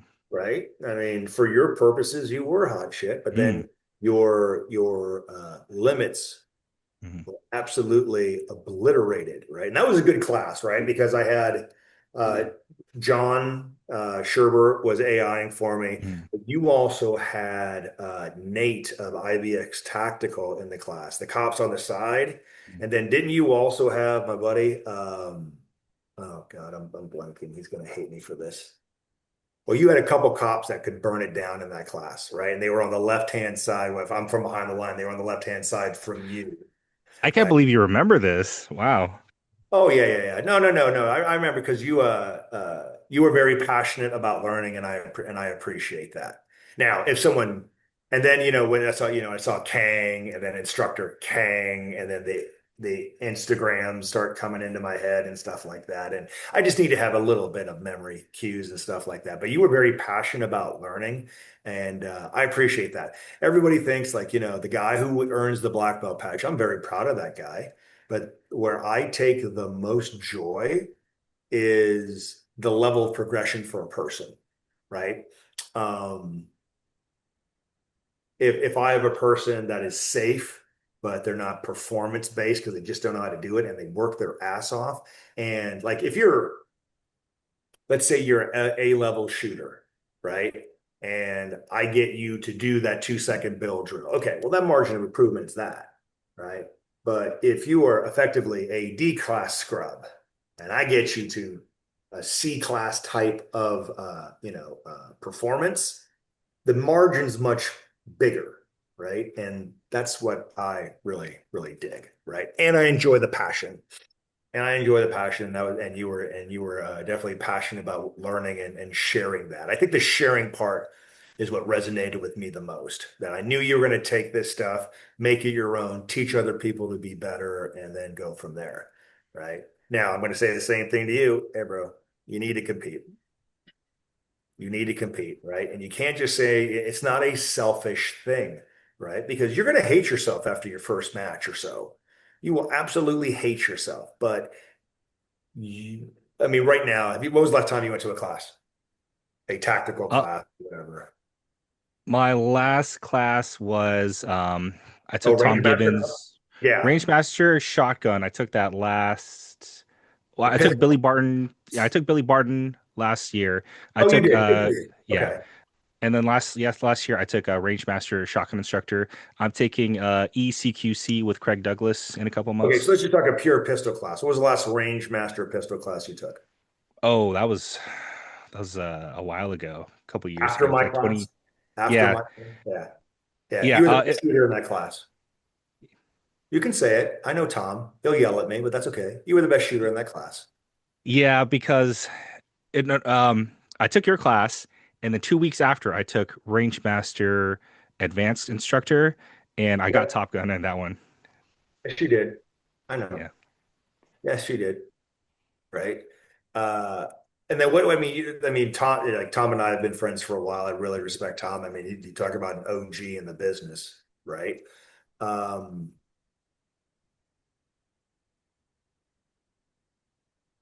and that is a high level in that spectrum, right? For what he does in that spectrum, right? But the only way you're going to push yourself better to get better than that is to go compete, man. Because again, you don't know what you suck at, absolutely, right? absolutely. And here's And the thing, as an instructor, when you figure out what you suck at and you get better at that and reverse engineer it, now you can teach it to other people. yeah, that's so true. Yeah, I've definitely got to take some more make some time to go shoot this year. Do you go shoot in Salisbury? I know Billy's over there in Salisbury every so often. He's Oh, I taking try to make it over there. So I'll be honest with you, man. The match I shoot all the time because he has it every single weekend uh-huh. is the Go Shoot match by Chris Tilley in Sanford. It's 2 hours away from me in Uh-huh. Matthews, but he has it on Friday, Saturday, and Sunday Uh-huh. every week end of the month. Right? And it Oh, is the okay. hardest level one match in the country. You know, some people say Sir Raleigh, some people say some other ones down in Florida and stuff. But dude, I shot three majors this past year, and they were all easier than Chris's level one match. I'm not shitting you. They were all Right. easier, you know. So that's what I do. Yeah, that's what I do. And I, so let me you want so this last match, right, that I did, I got top 20 out of 80, personal record. I got seventh in LO, personal record. No mics on his 100-mile-an-hour swingers with trees blocking him and shit, right? More Nice. importantly, no deltas either on those swingers. And I went Nice. limited optics 55 and over, right? Are those great things? Yeah, that's No, solid. not for a lot of people, but for me, it's a solid progression in getting Yeah. back in one of the hardest matches, right? In I think level one in the country, and I'm having a great time reverse engineering Mm, everything, getting better, and yeah. So, but I'm making time because it's important to me, and mm, mm, amazing family life now. You know, my fiance Heather, she helps me run the business. I mean, she really does mm, the business. I'm just the talent, right? But she's like, hey, come home, rest, day one, day two. What are we going to do? We're going to go roll jits. So we're going to go to the range and shoot. Or we got a match coming up. And I'm like, I do not deserve this woman, right? But she's been a big part of it, big part of it. Other things, people in this area that have really helped me get back into competition, Gil Narvaez of Fortitude Consulting, Billy Barton is probably now for one-on-one contact, my biggest influence coach as far as competition and stuff goes, which is very cool because guess where Billy shot his first stage at? My class in 2017. He talked about that. Yeah, I remember him talking about that. Yep, yep, yep, yep. Billy is the JD Vance of practical shooting. I want you to think about that. I want you to think about all our conversations with Billy, him on the internet. They go watch a Mhm. JD Vance. I told them at this match, just last weekend. I go, bro, you talk just like JD Vance. It's the same type of humor. He's like, really? I go, yeah, go check it out. He's like, dude, get that shit out of my head, bro. I'm trying to win this match. he he won anyway, so it's all good. No, he's a cool guy. Yeah, yeah. And then here in North Carolina, man, if you wanted to compete, I mean, maybe not so much in the winter, but in the Mhm. spring, fall, and summer, you can compete. If you shot every single sport, you could compete 120 times a month. Mm, So that mhm. helps. And that's not even including South Carolina and Georgia. So, yep. All right, Koo, floor is yours. Go ahead. What questions you got, Koo? Well, first, you mentioned about the black belt patches. For the Yep. viewers, what is that? Okay, so Yeah. there's a set of four standards. Okay, at 3 yards, draw, hit three into the an A size zone center mass, and then there's a 3x5 in the head box. So you got to go three to the A zone, two to the 3x5 in the head box. You got to do that in 2 seconds. Then you go back to the seven, draw, one shot to the A zone, 1 second, go back to the seven, draw 6 rounds to the A zone, a bill drill, 2 seconds, and then you go back to the 25, draw one shot to the A zone and 1.5. Right. You got to do them all in order to the time and accuracy standard. And if you do that, you're in a black belt patch. I've had those standards since 2018. So we're looking at 7 going on 8 years. There are 56 patches out there. A couple of people have multiple patches. So I'm going to say there's probably 45 people have earned a black belt patch out there. That's Oh yeah, challenging. those are some pretty spicy standards. Yep, They yep. really are. The great debate out there is, standards, not drills, skills and stuff like that. Mhm. I get it, man. But here's the thing. You guys were in school, right? And you were in a history class. And then a test happens and it's math. What would you say to the teacher? Bruh, right? Or if the instructor said, okay, guys, thanks for showing up there. We're not testing anything. You'd be like, hell yeah. But then someone goes like, well, how do I know you took that class? There's no measurement. There's no nothing, blah, blah, blah. Right. I'm not saying my standards are the end all be all, but we can agree those are spicy standards. Right. And, people are like, well, they're all static. I go, if we can't do that shit static, how are you going to do that shit on the move? You Mhm. know, so, and it's just a measurement. That's all it is, right? Do you want to go up against anybody that can do a 3 and 2 in 2 seconds and put 5 rounds in you? How about a bill drill? How about a one shot at 25 yards and 150? I don't think so, you know? And so yeah, that's why I do those. It's the class isn't all about those, but it is a approach of stacking the skill sets with a certain curriculum, right? They're not meant to be the end all be all. They're meant to be an introduction to performance. So Hmm. there's also a 3/4 patch, by the way, because so many people got 3 out of the 4. So the black belt patch is my old logo with a black belt on it. The 3/4 patch, if you get 3 out of the 4, is a little baby samurai, big shogun hat, binky diapers, and 3/4 of a sword. I saw that. I saw that. Some people think it's cooler than the black belt patch. So, oh, Brad. Brad was the other. Yeah, Brad was the other guy in your class. I think he earned a 3/4 patch in that class, if I'm not mistaken. You didn't have those yet I didn't have him when yet. Okay, all no, right, no. yeah. He was But the I cop did that kept on calling Chesticles because his chest was so big. For the 3/4 patch, which drill did people fail the most at? Oh, it's pick one. Pick one. I'll pick Me one. Yeah, personally, I you would find think, the sub-second draw very difficult. you would think it would be the bill drill, right? But the thing is, if you got a slow draw, Hmm. you can make it up in the splits, right? People think the 3 and 2 is the easiest, so they sleep on it and send one early or high, right? And then you get all through that stuff and you're going through all this emotion, right? You just got done doing the bill drill. You had to go super fucking fast, right? And you carry that speed over and just pull the trigger too early or send it left or right at 25 yards.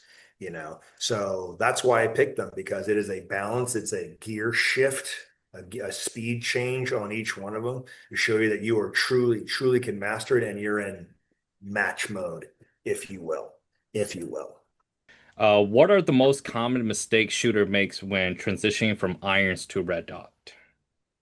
Oh, that's easy. They're still looking here instead of out there, right? So Hmm. what I tell them, so the two main things are where they're looking. We'll use the term vision, even though that is overused in our space, right? Vision and grip. Vision and grip. They also pull the trigger like a moron, but that's the least thing to worry about, right? So, yeah. So actually, grip's probably the most important thing. They just don't know how to grip a gun, right? And again, like we talked about before, not everyone's grip is the same. I teach them my way, but what I tell them is, like, there's this rumor out there that if you don't do my grip in my class, I get super pissed off, right? Nothing could be further than the truth. I mean, they paid me all this money. You might as well give it a good college try and see if the gun does shoot flatter and more controllable with less effort, right? But what I want them to learn is my methodology of how I explain my grip, why I do my grip the way, and then they can explain their grip or modify it however they want. And we get the grip, right? And the second one is where they're looking. Okay. They are stuck in this front sight focus world when they're transitioning from irons to the dot. So what I try and tell them is you're doing it to yourself. All right. Because everything you do in life is target focused. When you got into your car today to drive to the class, were you hand focused or door handle focused? You were door handle focused. When you were driving, were you windshield focused or road focused, right? So just do it. The problem is that subconscious, right?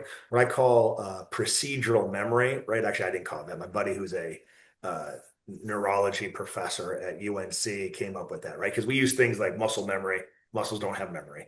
Then we try and be fancy with myelination.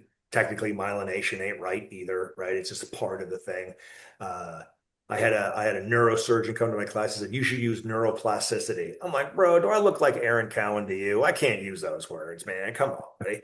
So then she said, procedural memory. You have all these processes built into your subconscious for those mundane things that you do every day. You only use conscious brain cycles, right? Like, I don't know if you guys actually go to an office and work, right? If you work from home, but yeah, I mean, sure you guys have some, right? Remember the first time you went to that office? It took forever to get there, right? Because you had no idea where the hell you were going. Now what happens? You get in your car and you're like, shit, how did I get here?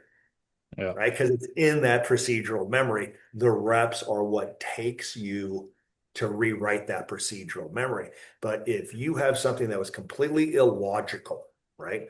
Look at where you're going. Look at the thing you're shooting. Look at the thing that you're trying to throw the ball at. And now I tell you, no, no, no, because of this magical thing that does not follow the laws of vision and physics, you now need to look right here. And man, you worked hard at it, didn't you? Right?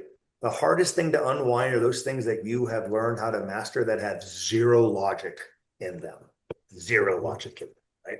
So then you just got to tell them the things you do every single day, opening a doorknob, driving, yada, yada. And then I go, hey, man, you guys all own rifles, right? They're like, yeah, right. So I usually go to a cop. I go, see, yeah, you got a rifle? Yeah. What kind of sighting system do you have on it? A red dot. Are you target focused or dot focused when you shoot your rifle? Oh, target focused. Yeah. What's the difference? It's a dot, right? But no one has ever told him to look here on his rifle because looking here, even with iron sights, is out here. If you think about it, Yeah. right? Right. So, yeah. And then they start going, okay, all right. And then we get into zeroing where they have to look at the 1 inch square. Otherwise, life isn't good at all. And then just through the class, we start getting it. And by the end of the class, I mean, you saw that everyone goes from it to boom, target focus, and they start getting much better. So, in conjunction with grip, and then we talk about trigger. So, yep, that's it. So with that being said, do you agree that it's best to start with red dot instead of irons? Because Uh, the reason why I'm asking you that is because my son, he's only 9. He also shoot USPSA, and I noticed that no, and I have him jump straight to red dot. I don't even explain to him what irons is, and he shoots yeah, way better than me back when I first started shooting at the age of 100%, 23. bro. Because he already shoots with a red dot. I'm sure you have an Xbox or a PlayStation in your house. Yep. Yeah. Yep. Yeah. Does he play Call of Duty? No, Fortnite. Fortnite. Okay. On Fortnite, I don't play Fortnite, but they got guns in there. Yeah, yeah, With they got gun. what do they got on their guns? What's the sighting system on a lot of the rifles in that game? It's just crosshair. You don't actually see. It's not first person view. It's third person view. It's a third person view. Yeah, third So person view. So there's yeah, a crosshair, and then if you aim, it will kind of zoom up, but then you don't actually look. It's not they're like Call of target Duty. focus, Yeah. but it's Mhm. target focus, Yes. right? Yes. Crosshairs don't get Mhm.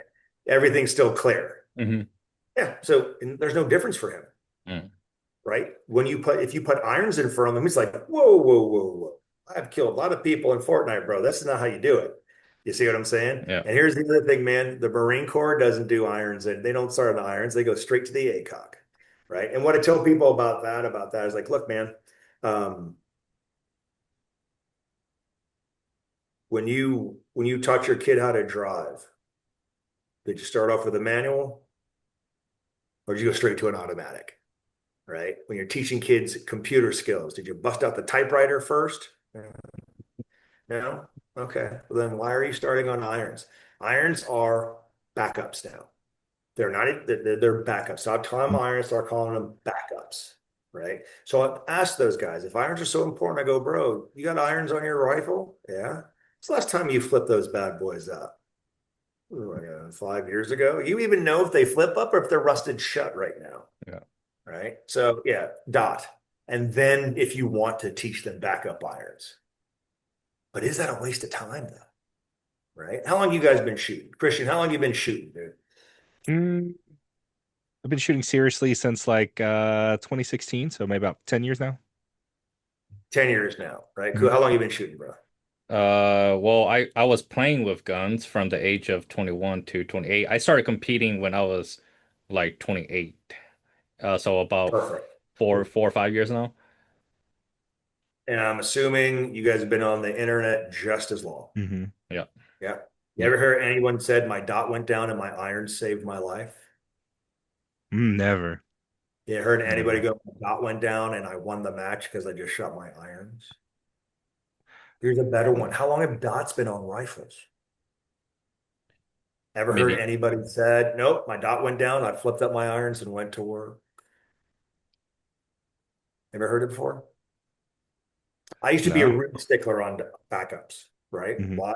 Well, because 5 years ago, my opening brief was like 2 hours long because I would tell you how to install your dot, right? It would be like we'd have inch pound drivers, red Loctite, blue Loctite, a hammer, a bottle of rum, a cigar, and a chicken that we would sacrifice to the gods to make sure your dot worked for the entire class, right?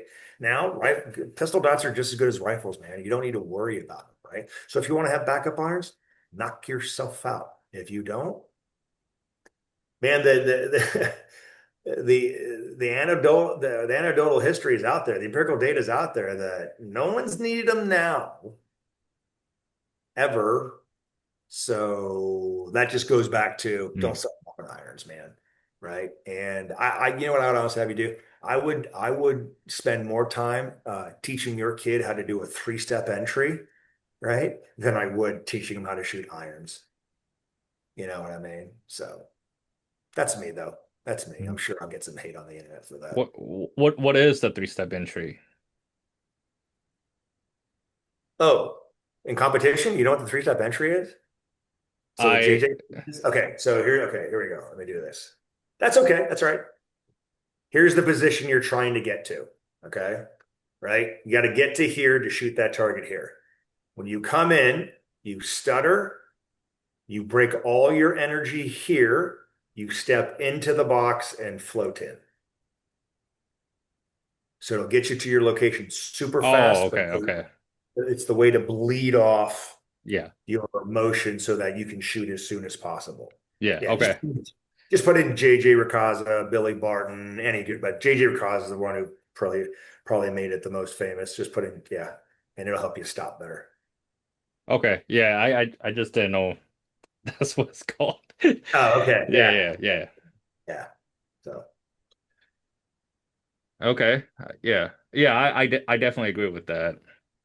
Um, how do you balance speed versus accountability when teaching shooters? say that again. How do you balance speed versus accountability when you're teaching students? Oh, so I give them tiers, right? So I have a couple of standards, right? So first we talk about, again, the philosophy, principle, technique, and then we do the reps. Okay. I tell them what speed looks like in terms of execution, efficiency, and vision, not in terms of time, right? Mm, Human perception, horrible shot timer, right? What you think is fast is actually just useless frenetic motion, right? What you think is slow might actually be efficient, right? That's why we look at the disinterested third parties, the target and the shot timer, right? But if you replace vision with an expectation of time, right? If I can't see the gun, I need to violently get that gun out in a safe manner, right? Depending if you're appendix, gamer rig, or ALS, those slightly change, but the overall principles of velocity of getting that gun out, right? And then you need to be careful within your vision based on the difficulty of the target. Okay. Mm. Because, for example, everyone likes to, think that all I teach is a 1 second draw. No, no. Uh, at 25 yards, I'll give you my three standards. I have like the national standards 2 seconds, the class is 175, and the black belt patch is 150, right? That's fast at 25 yards for the most part, right? At 3 seconds, that's slow. All right. So that's why we got to take our visual cues of the difficulty of the target, size, distance, risk, right? And then we apply that to vision. For example, when I tell people to modulate based on the difficulty of the target, I know that if I come up, right, and I draw and I start breaking right about here at about 25 yards, it's about 2 seconds, right? Instead of breaking here, now I break here, it's about 175. If I break here, that's 150. And it is Mm. amazingly consistent. Amazingly consistent. You can ask Christian, man, right? I called within what I was going to do within a half a second on each Hmm. one of those on the demos, right? Even back then. Um, we replace time with vision and you become much more consistent. So then it's not hurry up and try. Like I don't tell people to go slower or faster. I don't tell them to do that because they don't understand what that means, right? They say slow down and get your hits, right? Slow down and get your hits, bro. They're like, okay, beep. And then the instructor's like, what are you doing, bro? What are you doing? He's like, you told me to slow down. You tell me how to slow down, why to slow down, when to slow down. So we're slowing this whole bitch down. On the other hand, go faster. What does that mean? Right? For example, uh, uh, when you tell yourself to go faster, your brain goes to your body, hey, bro, go faster. And your body goes, cool. How? And your brain goes, I don't know. And your body goes, cool, bro. Kitchen sink. Right? But if I tell you how to go faster, go on the B, not the P of beep, right? Go violently to that gun, pop that gun out, marry your support hand on the gun as soon as possible using your some body index. I like knuckle and index to knuckle middle of hand, right? And then go as fast as you possibly can. Once that grip is married to the part where you bleed off steam. So as soon as the dot gets there, you're pulling the trigger and you're prepping it in that time. That's speed. That's efficiency, right? And the closer you are, the faster it is in time, as opposed to further where you are, you need to be more careful because the target's smaller. That's how I do it. Mm. That's how I do it. And knock on wood, zero problems. Mm. So what do you think of this? So instead of saying slow is smooth, smooth is fast, we start saying consistency is smooth, smooth is fast. Oh, well, I would amend that. I would amend that. Do you know the third part of that axiom is No. slow is smooth, smooth is fast? The part that everybody leaves off is speed is the economy of motion. That shit makes sense, doesn't it? So let's just say that speed is the economy of motion. That's it. Mm. That's a principle. How do we do that technique wise, right? And here's the other thing. I hate smooth. Stop with the smooth shit. Nobody cares about your smooth, right? I'll ask you right now, Koo, in a match, would you rather have a super smooth 3 second draw or a janky ass 0.95 that hits the A zone? It chinky ass wrong. Janky ass one that hits it, right? Right? Yeah. Because practice score don't care about your smooth, right? I mean, a classic Okay. one is, my buddy fucking Ashton? Ashton's a team captain for Osight. He's a Glock 2 JZ, right? Two division grandmaster. That dude looks like his hair is on fire at all times, right? I was talking to Billy Buzz, like, that dude looks like he does everything wrong. It is nuts, right? You're like, that dude's going to break his Achilles or some shit. He's going to pull a hammy. And then they take the score and then the practice score says suspicious time, right? And it's alpha alpha alpha alpha alpha Charlie Charlie Charlie alpha alpha alpha alpha alpha alpha, and you're like, what in the hell just happened? You know what I'm saying? Yeah. Right? Yeah, stops it. The goal is efficiency. Does efficiency usually look smooth?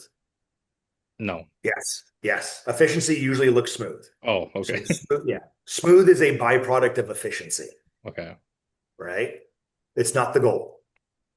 It is not the goal. I mean, dude, there's plenty of guys like you see JJ, right? Move around stage. You're like, that dude is a Filipino gazelle, right? Yeah.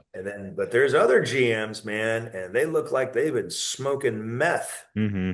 right? And you're just like, well, that's got to be horrible. And then the time's Mm-hmm. great, and the hits are great, so smooth is not it. Efficiency is it. So, Mm. That makes a lot of sense. Yeah, that absolutely does. Okay. Damn. All right. hit all the bombs, huh? All right. So, in your opinion, how important is dot size, window size, or optic brand compared to like fundamentals? Ooh, that's okay. Like, can I ask you a question? Define fundamentals. What define fundamentals for me? When you tell me Fundamental. to concentrate on the fundamentals, what am I concentrating on? Oh man, now that you ask me, I don't know. Uh-huh. Yeah. Dude, that's the other thing about this industry, bro. That's the thing about this industry, dude. When people say fundamentals, right, it's a filler word. Like when your kid goes, "Hey, Dad, I don't know," because he doesn't know what the hell he's saying because he's trying to convince you that he didn't eat the, last pizza in the fridge, right? That's Mm, how we use fundamentals. Nobody can okay. define that shit. You know what the fundamentals are? Again, I'm going to give respect to JJ Racaza and the three pillars of shooting: grip, sights, trigger. Those are the fundamentals. That's it. Okay. So getting back to that, right? Because I just want to understand what you think fundamentals are, right? So I'll dictate it and say what I think they are. Dot size, personal preference, 100%. I prefer 2 MOA dot. Okay. I like to see the target, regardless of its size, big or small, surrounding my dot. Is it faster than a 4, 5, and 6 dot on an open target? Hell's no, right? But at a Chris Tilley match, dude, you could be shooting open targets, 5 yards away, and then your next transition is to a 4-inch square plate being blocked by trees at 30. So I'm going to go with this A bet and take two, but it's complete personal preference, right? Tim Herron used to love the 6. Now he does 2, right? Billy Martin does 1. I hate 1. Right. So I stick to 2. It's complete personal preference. I don't think one makes you faster than the other in all contexts of targets, different target difficulty. Was that the question, or was there another part to that question that I missed? Oh, window size. What about window size? Ah, more optic, more better. Hard stop. Hard stop, right? Now, I remember back in the day when the SRO first came out, right? Because all I shot was RMRs. Um, where half the window's missing. I used to go, I like it, but is it durable? And people are going to get lazy with it. Now I'm thinking, yeah, man, I ain't trying to work harder. Let me be as lazy as possible, right? For example, when I get a lot of flack for my concept of dropping the dot from 12.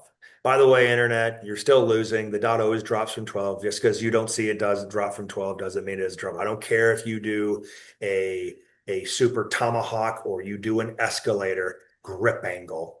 It drops from 12. Just because you don't see it doesn't mean it doesn't drop. You can disagree with me all you want, but it's science, right? Uh, but all I did was drop from 12 because I shot Glock 34s with a 22-degree grip angle and an RMR with half the window missing. You have to do it, otherwise you ain't getting that dot. Now with SROs and 507 comps, right? You don't need to do it as drastically because the window's so big. So make life easier. More optic, more better. By the way, for those people out there, it's like, well, I'm not going to have an SRO or 507 comp for concealed carry. Why not? Because I'll print. If you print because of your optic, that means you got a shitty holster, man. Buy tier 1. Anyway, the capitalistic plug there. So No, I definitely agree with that because I used to carry an RMR and man, I don't struggle with it, but I just hate it.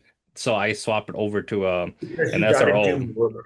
Yeah, you got to Yes. do more of this Yeah. to Hmm. level. You got to level out your gun, Yeah. right? 22 Walther Glocks are 22, Walthers are 20. Everything else is 18. By definition, it ain't zero. And Yeah. here's the other thing: the higher the optic, the more you have to do it, right? For example, M&Ps are an 18 grip, like a 1911. Walthers are 20, right? So by definition, I need more rotation to level out the gun on a Walther, correct? Here's the difference though. A Walther, and this is actually that laser, but the Walther is like that deep. Okay, so the optic sits lower on an M&P. It's like they went zit and put this thin little plate on there. So the optic sits more. So you need more rotation. Whether you do that with your thumb or your pinky, I don't care. I just do it with my pinky on my support hand. Is more because the optics sit so much higher, right? There you go. So there's a whole bunch of different nuances there, right? But the thing is, the smaller the window, the more work you have to do. The more work you have to do, right? Uh, yeah. So yeah, I Are you mean, still using I made master with a Glock and an RMR. How the hell did I do that, man? are you still using a Walther?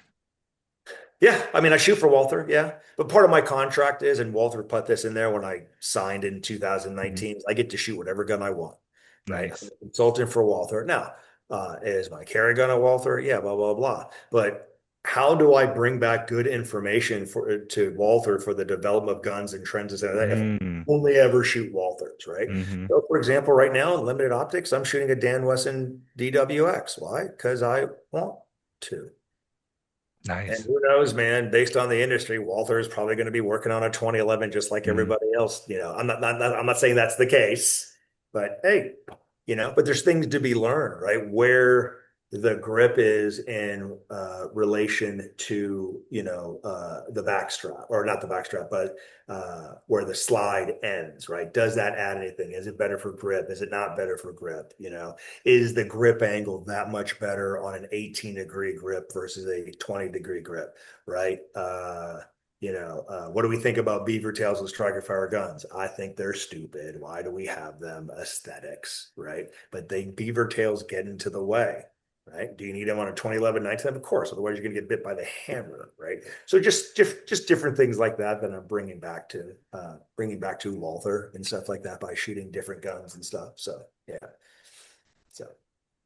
Speaking of Walter, so the only Walter gun that I ever shot was the match Q5. Is that what they call it? Yeah, yeah, Yeah. Q5, yeah, either the plastic or the steel frame, great gun. Yeah, so with my minimal experience with Walter, the Q5, it recoils a lot.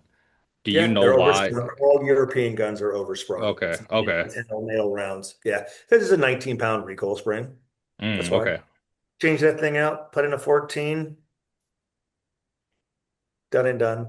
Change out the striker spring to balance, like for example.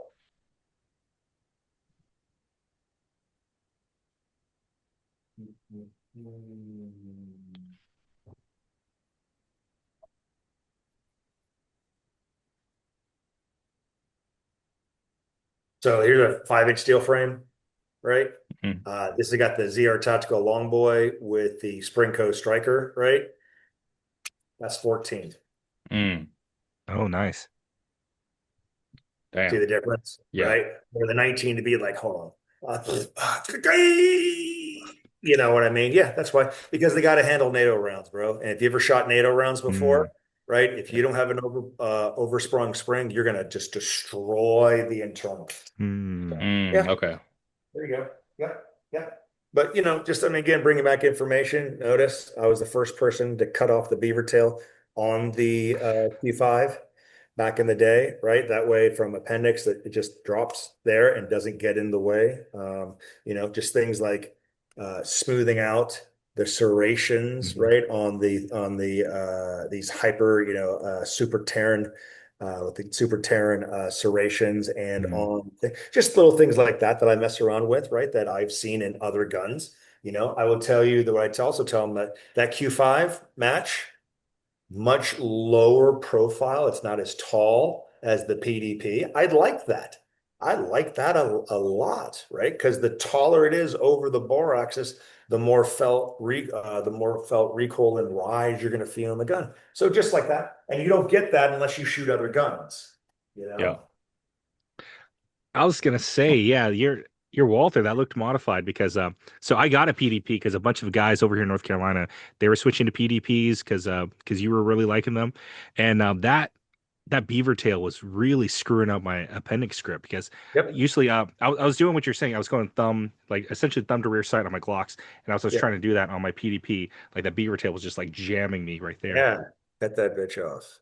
Mm. Mm. Yeah, and that's one of the reasons why I'm debating if I really want to get a Gen 6 Glock just because of the beaver toe. Like Oh, so it's too talk about long. going backwards, bro. And that trigger trash.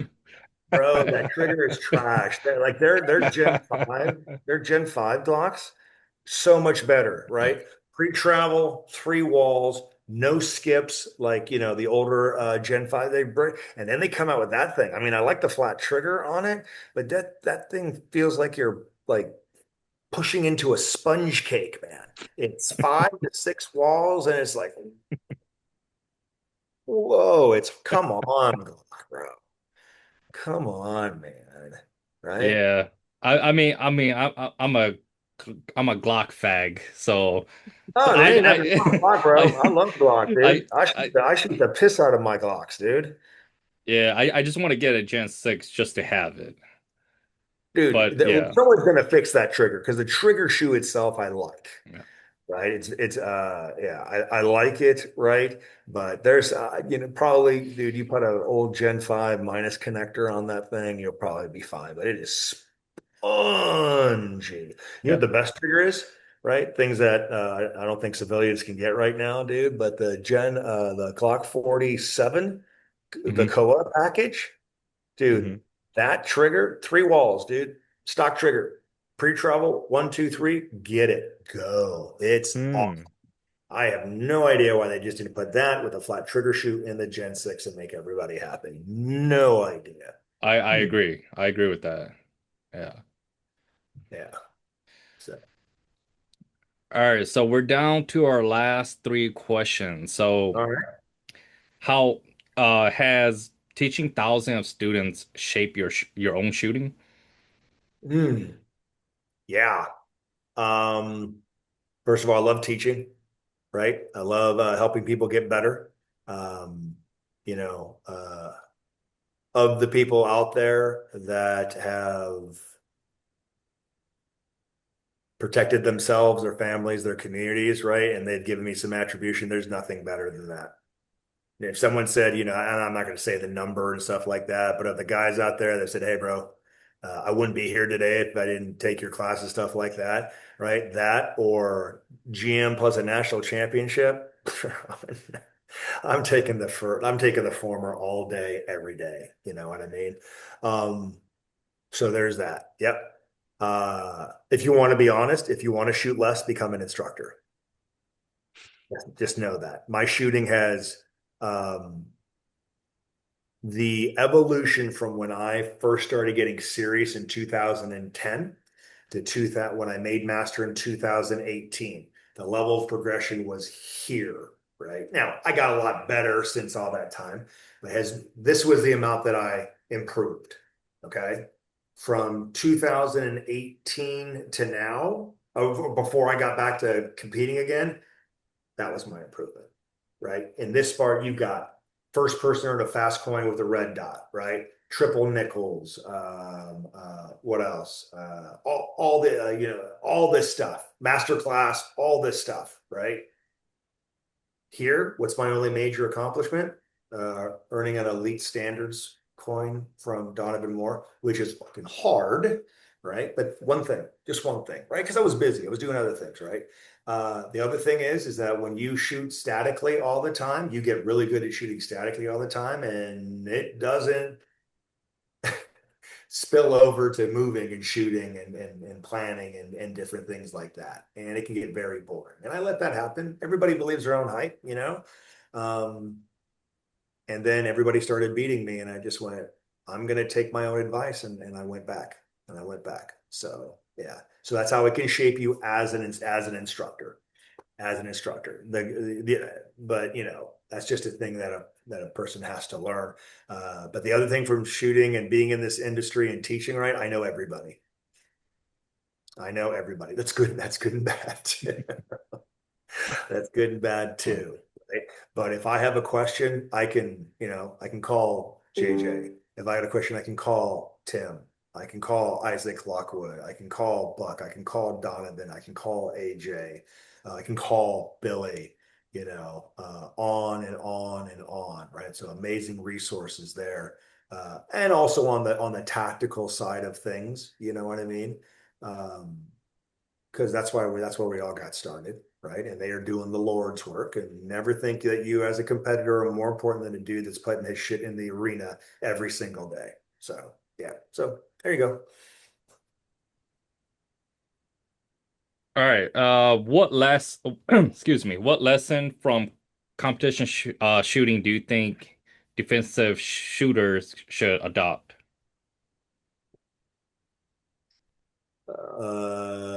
The quantitative measurement of speed and accuracy. That's it. Yeah, that's it. Right? Yeah. Knowing uh, when you are a defensive only shooter, right? You are set to a set of standards that generally do not change. Okay.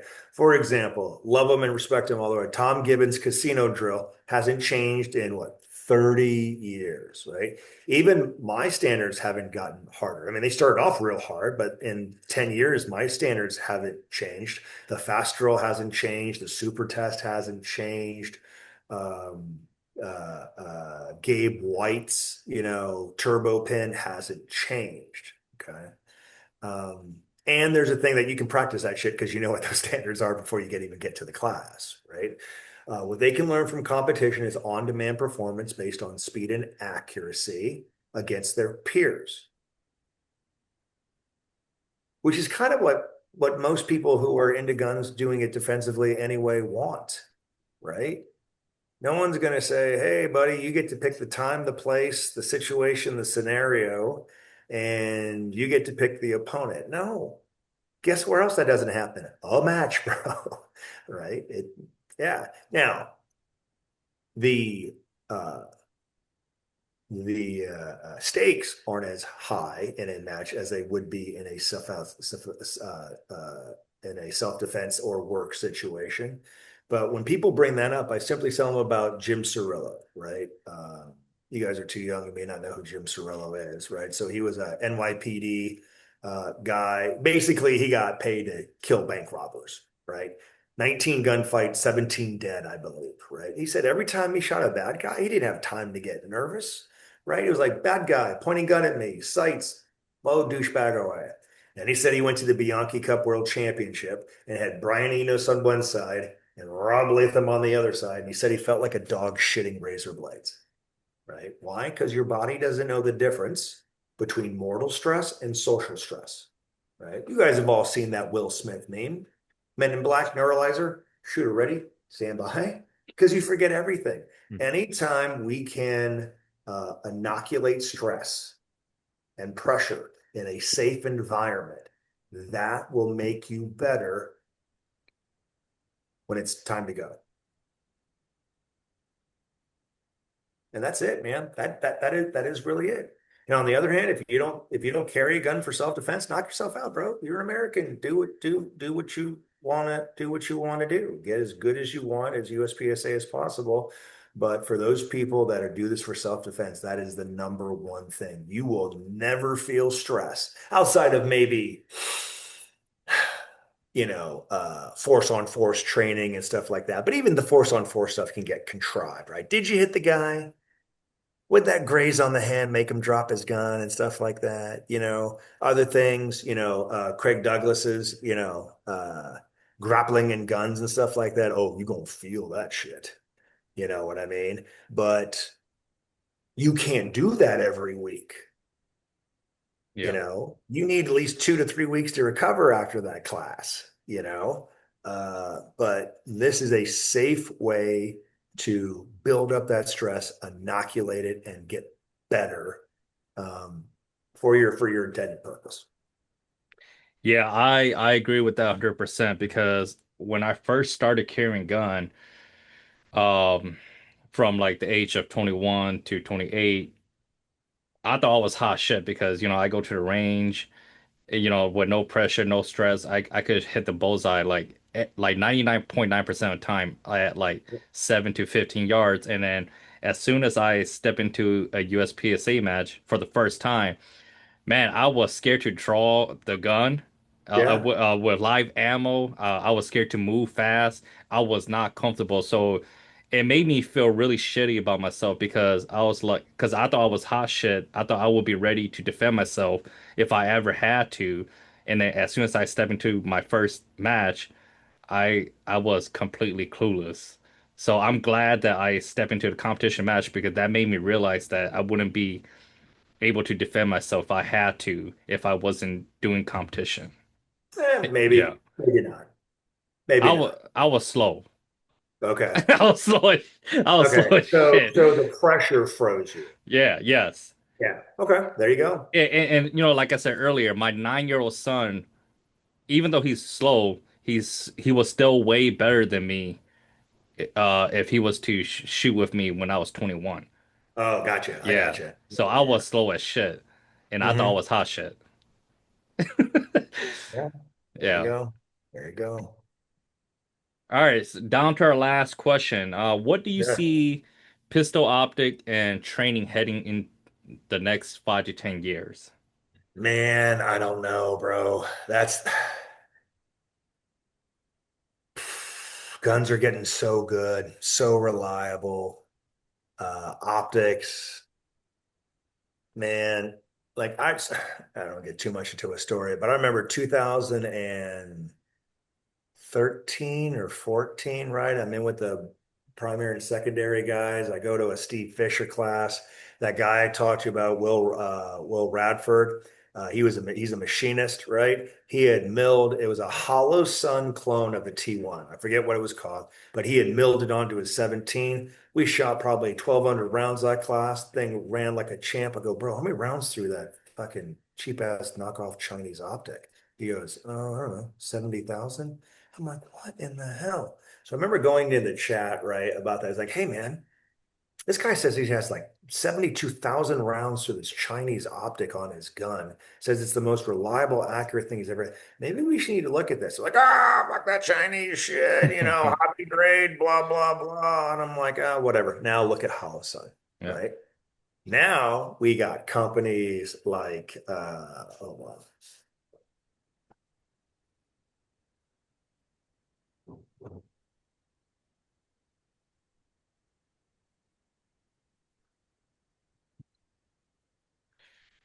Now you got companies like Osite, right? You got companies like I think I just muzzle myself, but shit. Empty guns, guys. Empty guns. Anyway, you got companies like Siley, Never right? heard of that. Yeah, Yeah. Georgia-based company, man. Look at the size of this thing. God damn. Yeah, it's like a big ass bear, dude. I've beaten the shit out of this thing, and it just keeps on running. You know what I mean? And people are like, "Oh, you'll just take anybody that gives you free shit." I'm like, "No, man. Competition makes everybody better, right? Yeah. Competition makes everybody better." Uh, that's why I say, like, screw that Chinese stuff. I'm like, hey, bro, if it wasn't for Holosun, your aim plan and Trijicon products would all be Hmm. $15 right now.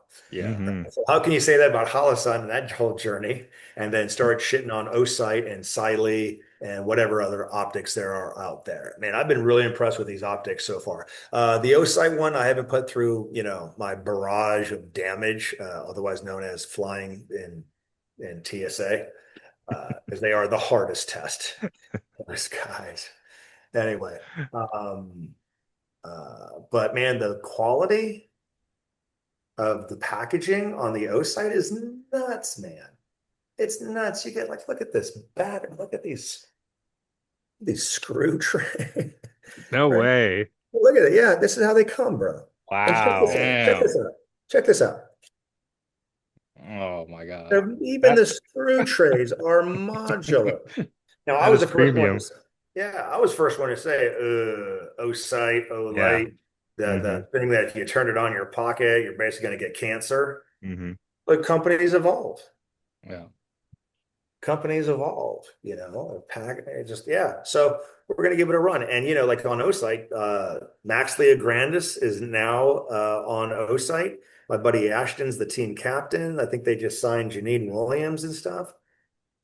So I just talked to my buddy Joe, who works for Holosod, man. I'm like, they're doing to you what you guys did to Trijicon and everything. I love it, man. I love it. More competition, bro. More Hmm. competition makes everything better.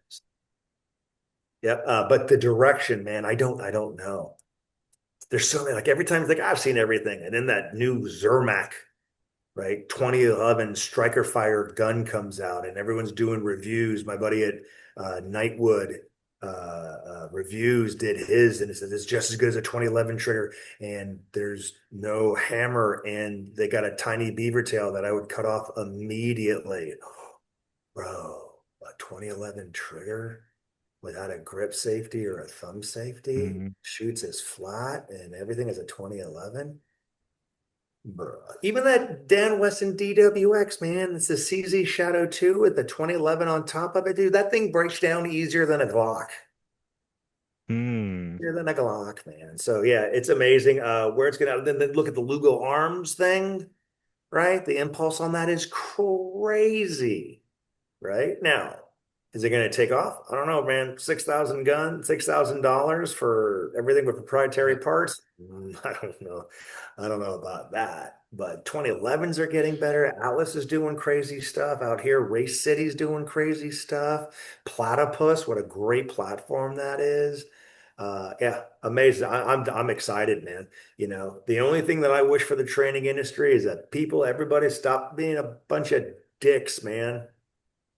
Hmm. Stop arguing with shit, bro. Stop being the tactical guy that says gaming will get you killed in the streets, right? Stop being the loser 30-pound USPSA competitor that all they want to do is say, show me your practice score, show me your practice score, show me your practice score. Come on, man. Let's find some balance. Let's get together and make everybody better. I'm not saying kumbaya and brush each other's hair, but how about you go shut up and shoot a fucking match? Right? You know what I mean? How about you have some respect from the dude that straps on his gun to protect yourself himself and his community every single day. Just be a little bit more respectful. You know what I mean? But that's the old man in me talking, bro. So anyway. That's a good stance to have. I completely agree with you on that. I agree. Yeah, man. All right, You Ku, got, was that your last question? yeah, that was my last question. Cool. All right. Well, gosh, yeah, that 2 hours that flew by, and Scott, we just want to say, thank you so Hold much. on, hold It's on, hold oh on. oh Oh shit. Okay. Actually, you, Christian, you always skip the five I random uh I question. I keep forgetting this. This is my fault. This is my fault. All right. So Oh yeah, yeah. Go ahead. So, so Scott, I keep forgetting this. So Ku famously has five random questions. These are just funny, silly questions. Okay, sure. Um, we're supposed to start the podcast with this. It's kind of like our sound check, and it's kind of like our icebreaker. I keep forgetting this. I told Ku to make sure I do it, and I completely forgot to do it again. But Ku's gonna hit you with five, just random, kind of fun, silly questions. Cool. All right. So the first question is, one myth about red dots you wish would disappear. One myth about red dots now that I wish would uh disappear. Um God, there used to be so many. How about this in general? You're not going to see your sights in a fight. You're not going to see Mm, your sights hmm. under pressure. Hmm. I've talked to a lot of dudes, about a lot of dudes in the ground, and they said they saw their sights. So I'm going to use the best sight possible, one focal plane, target focus. Let's get it. All right. So being half white and Asian, do you Yeah. prefer white food or Asian food? Oh, well, that depends, bro. That depends, man. It depends on the day. It depends on where I'm at. All right. So if I'm in Alabama, I'm going to tell you the steak's probably better than the sushi, Yeah. right? Yeah. If I'm in Anaheim, you're never going to see me without a bowl of pho in front of me, right? That's right. That's right. Uh, so it depends. But if I had to eat, whew, that's tough, bro. Here's the thing, though.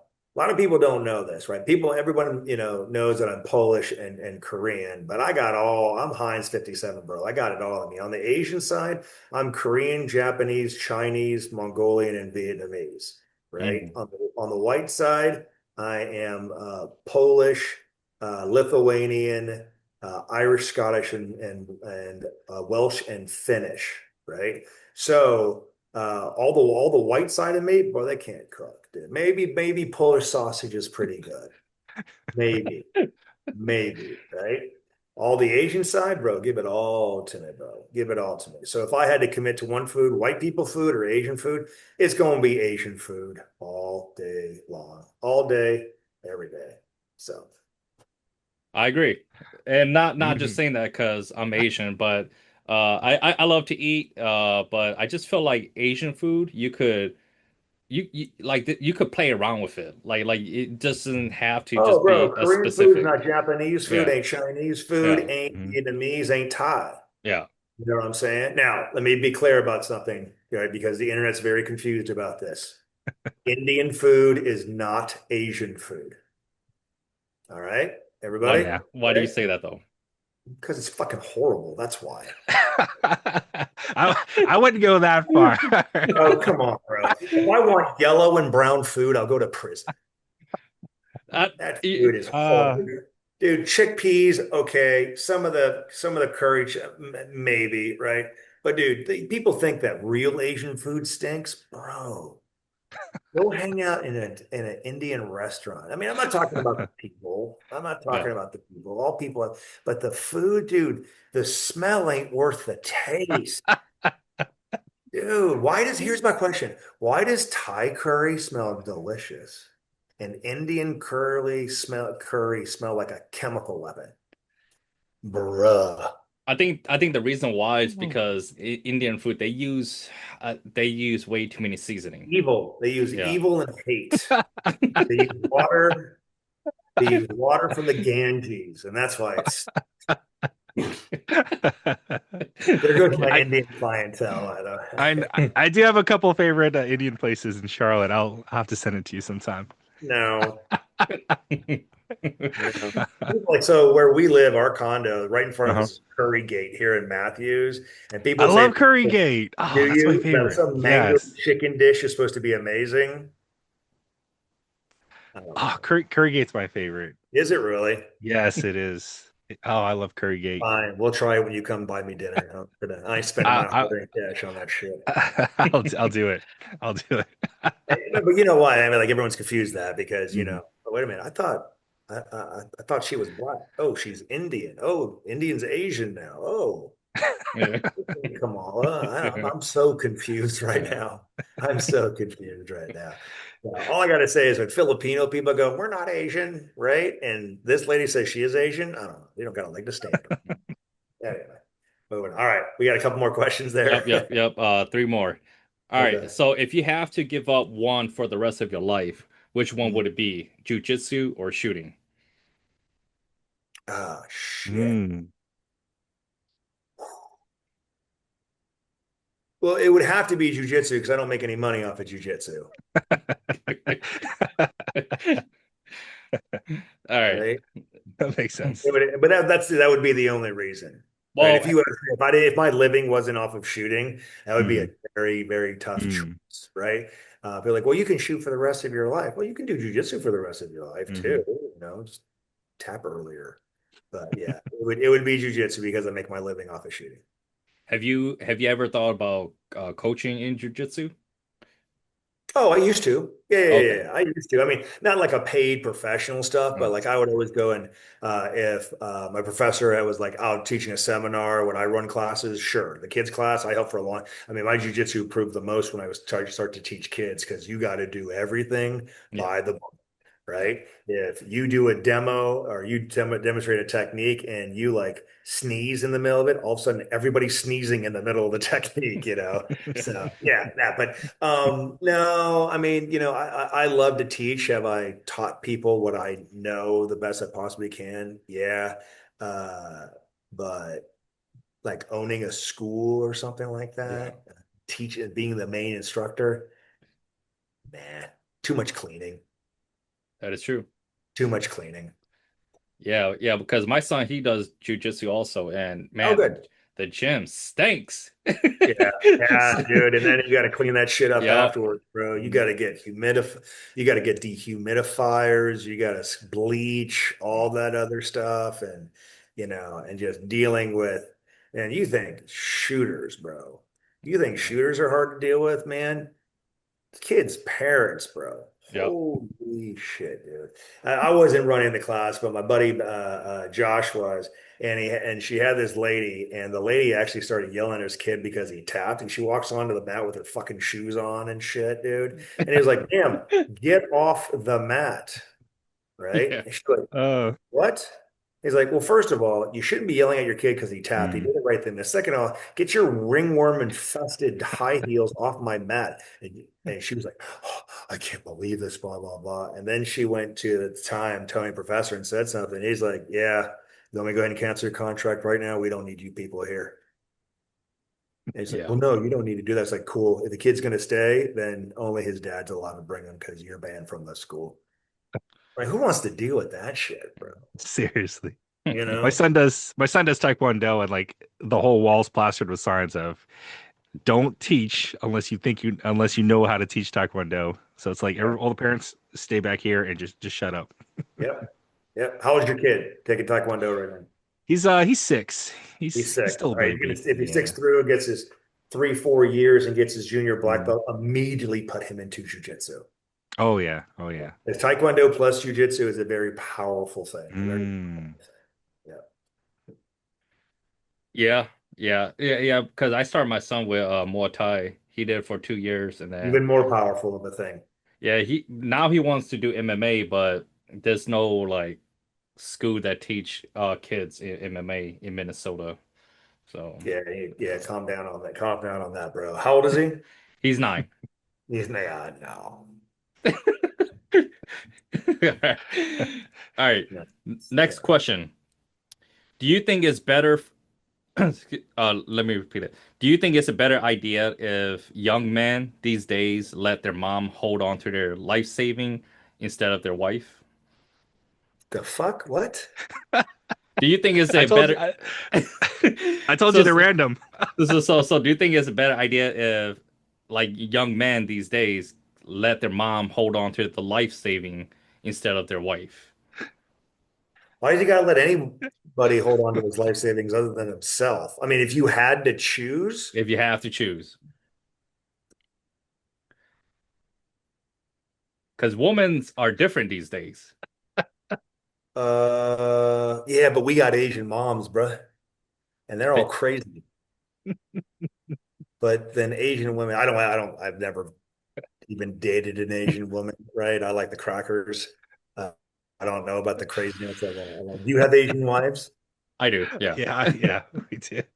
You do too, King?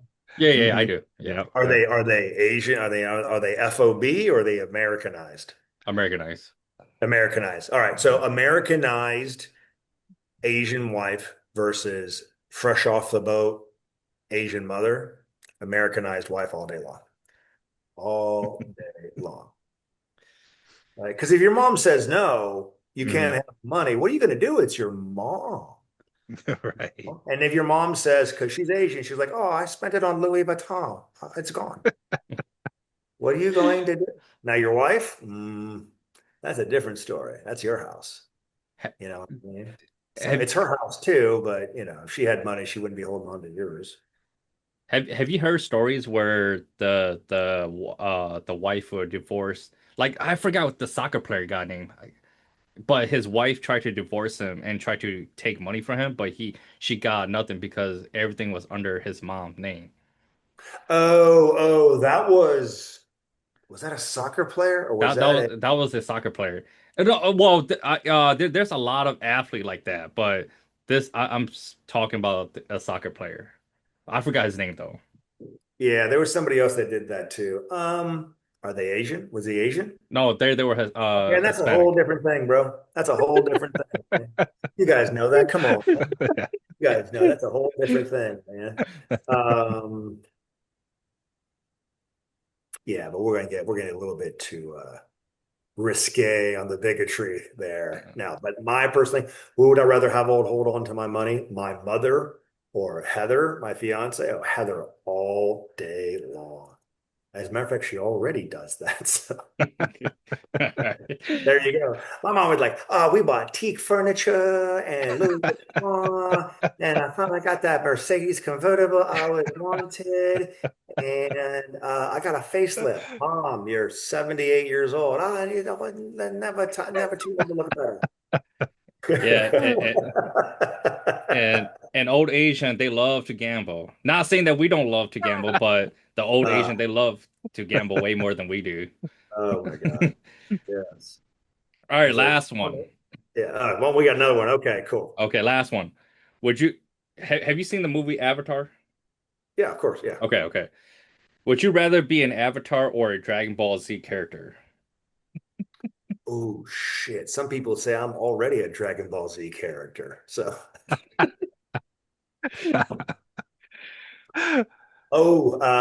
nah, Dragon Ball Z. Damn.